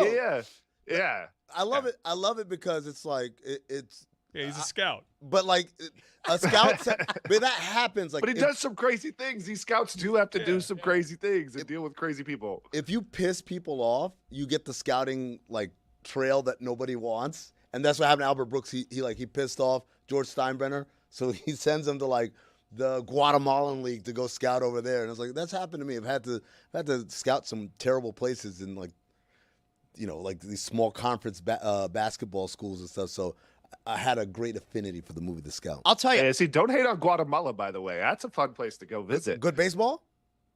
I mean, I don't know about their baseball, but they have good coffee. I went to some coffee farms out in Guatemala. Beautiful Lake Atitlan. It's a magnet. Very kind people. Yeah, I know it's not Guatemala. I know it's not considered a great movie. I love Mr. Baseball with Tom Selleck, man. Every time it's on, I could if it's a lazy Saturday or Sunday afternoon, I could totally stop on Mr. Baseball and watch. You ever seen Mr. Baseball, Hunter? I have seen Mr. Baseball, just because I pretty much watched every baseball movie. Was not a huge fan of that one. I can't believe that none of y'all have mentioned anything, because Sandlot, I feel is the hottest topic here in baseball movies. It's either the best baseball movie ever, or people don't give it any credit because it's kids. Where y'all stand on the Sandlot? Are we not Sandlot fans here? No, it's a great movie, but I overrated. love. No, it's not overrated. How so dare you're you? the ones making all that racket. All right. I respect that. What's that? This is a great new segment where we just ask Hunter Pence if he's seen X movie. That's what this is. Hunter, have you seen this? Have you seen? That's the whole segment that we're doing right here. You can also see Hunter Netflix's Field of Dreams on Thursday night, 7:30 p.m. Eastern time. Let's ask you some baseball questions here, Hunter. Starting off with the Dodgers. Is it? They just had the long losing streak. I know they lost again last night after snapping the streak. Is it is it that how unusual do you think it is for a team that we know is that good, is that talented? They just traded for Skubal, of course. Like, is it crazy for them to have had that kind of a skid? I don't think so. I think what's been more crazy is how well they've done the last 3 years or last 10 years. It's been extremely well run. I think baseball is very difficult. You look at the Mets, you look at the Giants and the payrolls that they have this year and it not coming together for them this season. The Dodgers, everyone's like, oh, they paid this money and they bought this win. No, they have done amazing things at a fundamental level. If you followed their last 2 playoff runs, really, really impressive stuff. And it is hard to win at the highest level over and over. I don't care how much talent you have, how many players you have. Baseball is a very difficult game to just overpower, and getting hot and the finickiness of baseball and the finesse of baseball and the precision of baseball. These are things that are going to happen. Now, the playoffs are going to be exciting to, I think that the Dodgers are definitely going to get back on track and we'll see what happens in the playoffs if they run into some of these really crazy hot teams, but definitely not surprised at a couple hiccups, more surprised at how consistent of dominance they've been able to accomplish. It's the likes of kind of the Yankees that I saw when I was growing up and what they were able to do. But even, that run that they had, the Jeter winning 7 World Series, slowly fade away towards the end of his career, not really winning very many since, 2009? Yeah. Hunter, when you were playing and you were on a team that was in the middle of either a big losing streak or maybe guys were in the middle of huge slumps, what were some of the crazy things that you would see dudes try and get out of the streak or out of the slump? Yeah, there was definitely, for whatever reason, naked batting practice or thong batting practice or just something to make you laugh and, in the clubhouse or riding the bike, something to loosen you up, dancing in cowboy boots. We would have a cleat dropping, similar to Bull Durham, just some wild random things that would just loosen you up and get you laughing. And sometimes you're just too serious and you're trying too hard and you get in your own way. But a lot of things just to bring people together. You heard the story of the Red Sox. They were taking whiskey shots before they went out there to loosen up and to play free. Baseball is a game that makes you go crazy, and sometimes you got to get match the crazy to rise back up, I guess. Hunter, you see the movie The Fan with Wesley Snipes? I like that movie. I believe I have. I don't remember it that great though. Was it Barry Bonds that he was like?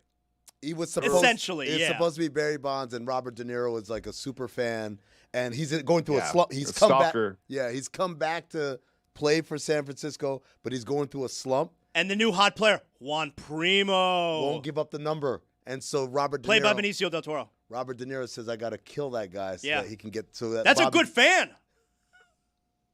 Oh man! I mean, he loved Bobby Rayburn. That's a hot take. Yeah. That's a hot take. Whatever it takes.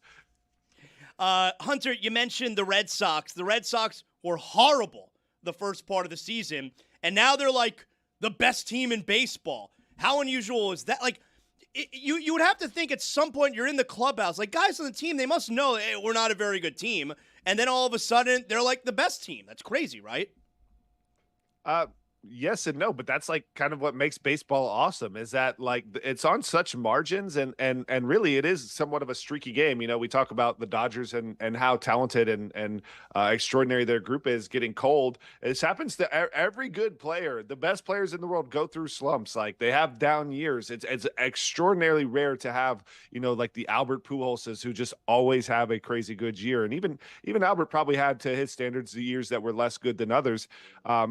And so you get these young teams and all of a sudden something clicks or adjustments are made or a new prospect comes up and brings a bunch of enthusiasm up.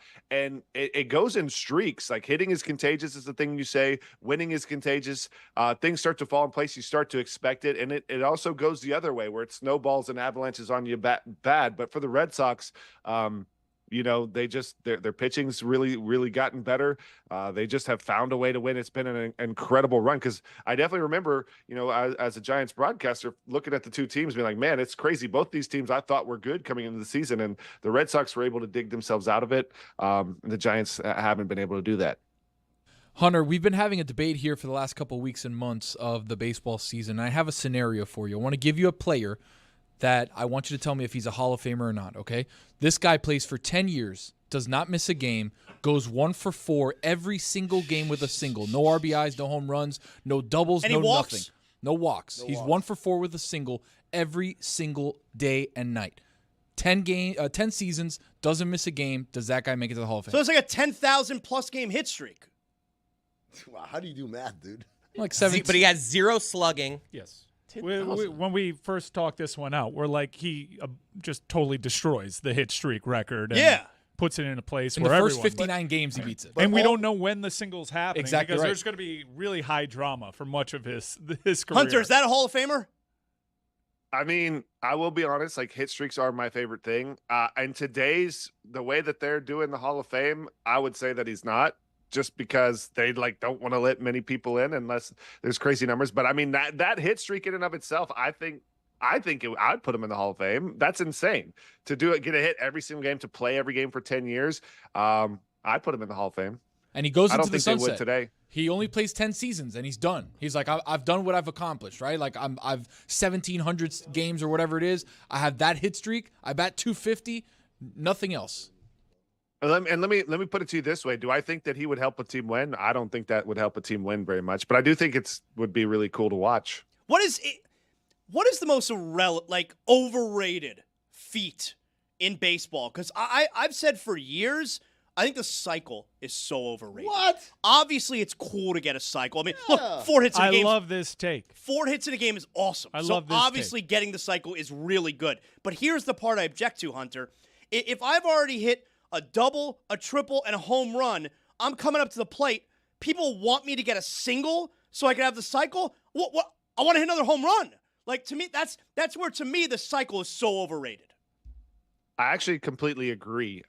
It is cool, and like when it happens, it's always exciting, and it's definitely more exciting if they need the triple. Yeah. But like, you still would rather them hit a home run than a triple, but it just is one of those things that is rare. It's cool, 4 hits in a game, but I agree with you. I think it's definitely overrated. I think hit streaks are underrated, and that's where, like, when you asked me that question about the 10 years that hit every game, I don't think this guy helps you win that much. But I do think that that's really, a fun thing to follow, like every day, and they take forever. Like, this is a hypothetical player. To really do that is insane. Like, even just like, we rarely see 20-game hit streaks these days. Hunter, you ever seen Brewster's Millions? Best Never baseball seen movie Brewster's ever. Millions. Best, Is it? Best baseball movie ever? Really? It's a great movie. Wow. All right. What's it about? I've never even heard of this. Oh, movie, what a honestly. plot, Hunter. You're going to love it. So Richard Pryor plays for like a minor league team, and he finds out he has a rich uncle who dies and leaves him a bunch of money. And so he has 2 options. He can either take like a smaller amount of like a couple $1 million and just walk away with it, or if he can spend $30 million in 30 days, he inherits $100 million. But he can't have anything at the end of it. You can't own anything by the end of it, and you can't tell anybody what you're doing. And so he still plays for his team, and he just pays for a bunch of stuff trying to spend the money. It's a good movie. That actually is a really cool concept. Like, I got to see it now. You got to. Hunter, before we let you go here, and we'll see you Thursday night, Netflix Field of Dreams game, 7:30 p.m. Eastern time. Is there anything cool that you guys have prepared on the broadcast-wise, being at that park there in Iowa? Do you have anything cool planned that you could actually share with us yet? Well, as I was preparing for this, they really haven't given us a ton of knowledge of, if anyone's going to be there, of any of the uniforms, what they're going to be exactly. So we're just, told that you're going to have to watch the show. There's probably going to be some cool things. And for this broadcast, they're wanting to keep it traditional, have the cadence of, what the Field of Dreams is, the cadence of the movie. And we're really lucky that, it's Phillies and Twins. It's 2 teams that are both vying for the playoffs. They're in that kind of wild card hunt. The Phillies trying to chase, the Braves for the division as well. So it's going to be an exciting game. And they're, Netflix always, it's been just so fun to be a part of their events, and they find a way to get better each time. And we're looking forward to, there's going to be some sizzle, but I haven't been privy to it. Hunter, you ever see the movie Ed? It's a movie where Matt LeBlanc, Joey from Friends, plays a minor league pitcher. That was a monkey? The team has a chimpanzee. I was thinking of Mr. Ed the horse. No, has a chimpanzee as a third baseman. Yeah. I haven't seen that one. Man, you got some deep baseball movie knowledge. What about Little Big League? Oh, Where the that's a kid good manages movie. the Twins. That's a Little good Big movie. League is a Little Big banger. League. Hunter, excellent job. Have fun at the broadcast Thursday night. Hey, thank you so much. Appreciate y'all having me on the show. And I got to go back to the drawing board on my baseball movie. There you go. Yeah, we gave you some Angels good in the ones. outfield. Yeah, now that one's not so Oh, yeah. I've seen that one. That's a good one. Lock it in. Thanks, Y'all Hunter. take care. There you go. Roy, I was a little off Thanks, on Dan. the games played. I said it was- 10,000 plus games. Yeah, it's really like 1,500. Yeah, I was about to say, how are you doing It's math? not even 1,500. How are you doing math? You said 10,000. I Like didn't what? bring my abacus with me. It's 1,620. It's the one where he's a scout. Do you think they invite? Like, do they try and invite Kevin Costner to come? Like, did he throw the first pitch did, of the like, first ever yeah. one? He So- must have, right? So, do they talk about? I can't remember Field of Dreams that well. Did they talk about Shoeless Joe Jackson throwing the World Series at all in that movie? I gotta rewatch it. Because like you say Shoeless Joe Jackson. That's the first thing I think of. They got through the World you Series. see the ghost of Shoeless Joe Jackson. Hey, that one time, Pablo wants to do an episode with you right now. Here's the deal. What's the scout about? He's a scout.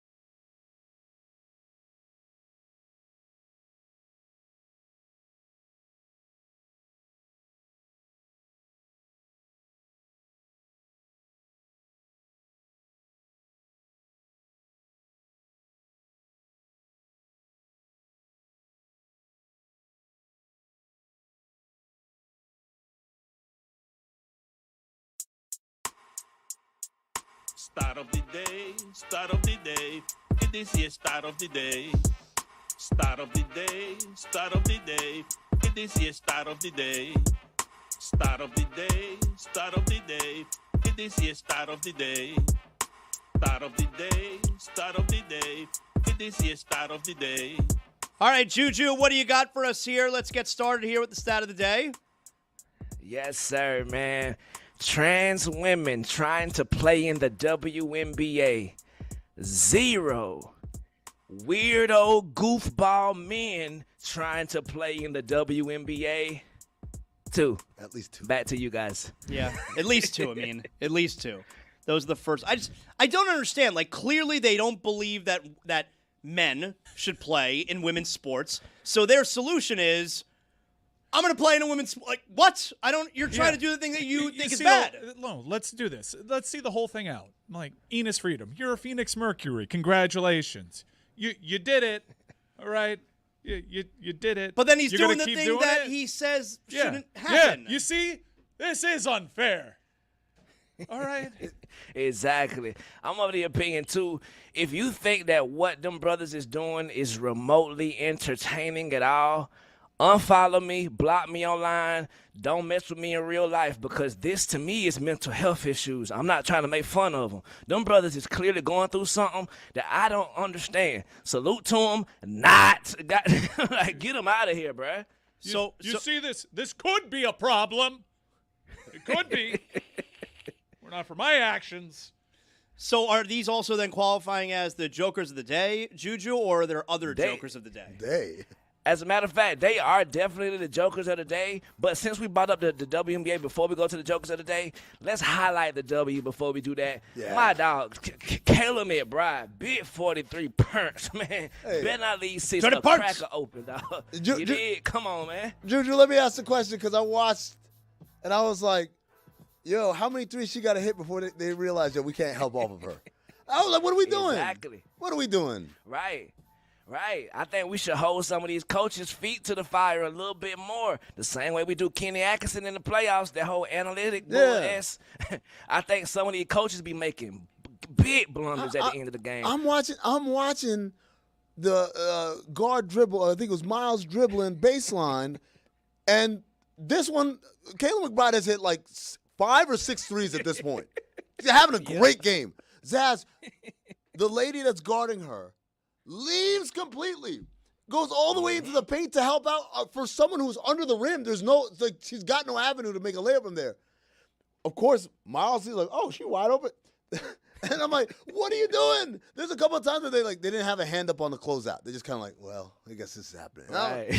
What are we doing? Right. Also over the weekend, salute to the hero of the weekend, Who that? Chelsea Gray. Oh, yeah. Oh, my goodness. Not once, but twice. Only a buzzer beater to go to overtime, tray ball, wet ball. In overtime, the game-winning tray ball at the buzzer. Oh, my God, silencing the entire Indiana crowd.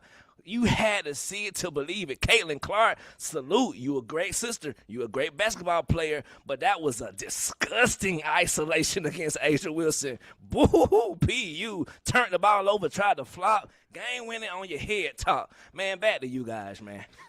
Juju, what do you make of our wedding conversation where, I'm the only one in the room here, although Amin would not disclose the gender of his children. I'm the only one here who is not a girl dad, so I have not spent any time thinking about paying for a wedding.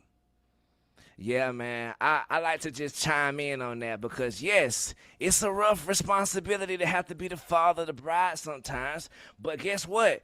True love exists. I know we think we need to pay for all this stuff to celebrate our kids and our weddings, but y'all check out this video. This is true love, man. The bride walking down the aisle. Guess what this aisle is in? Mickey D's. Yeah, it don't matter. Come on, look at sis. Oh my Beautiful. God. Oh no. You dig?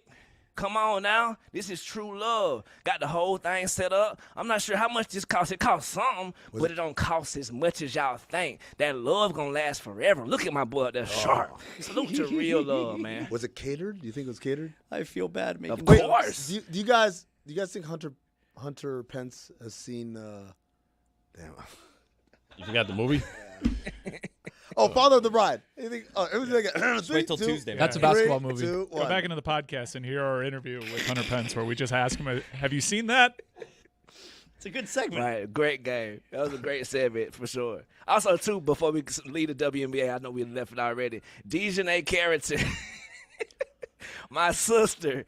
Look, it was a hard foul. I know the world is set up against her sometimes, but sis, not this one, bro. You fouled the hell out of Sophie. But Juju, this is what I don't like. I feel like they're not even allowed to be funny anymore. Like I thought that was a funny tweet. I don't think she was actually. Maybe she was, but I took it as like that's a funny response to what happened. But isn't there also a little bit of read the room right here? Like that's not going to land, even if you are making a joke. Dog, that ain't going to land the way you want it to. Let me tell you something. I don't even know if I can say this one on air. Sydney Colson, who is a menace on threads, had one this weekend that I fell out of my chair.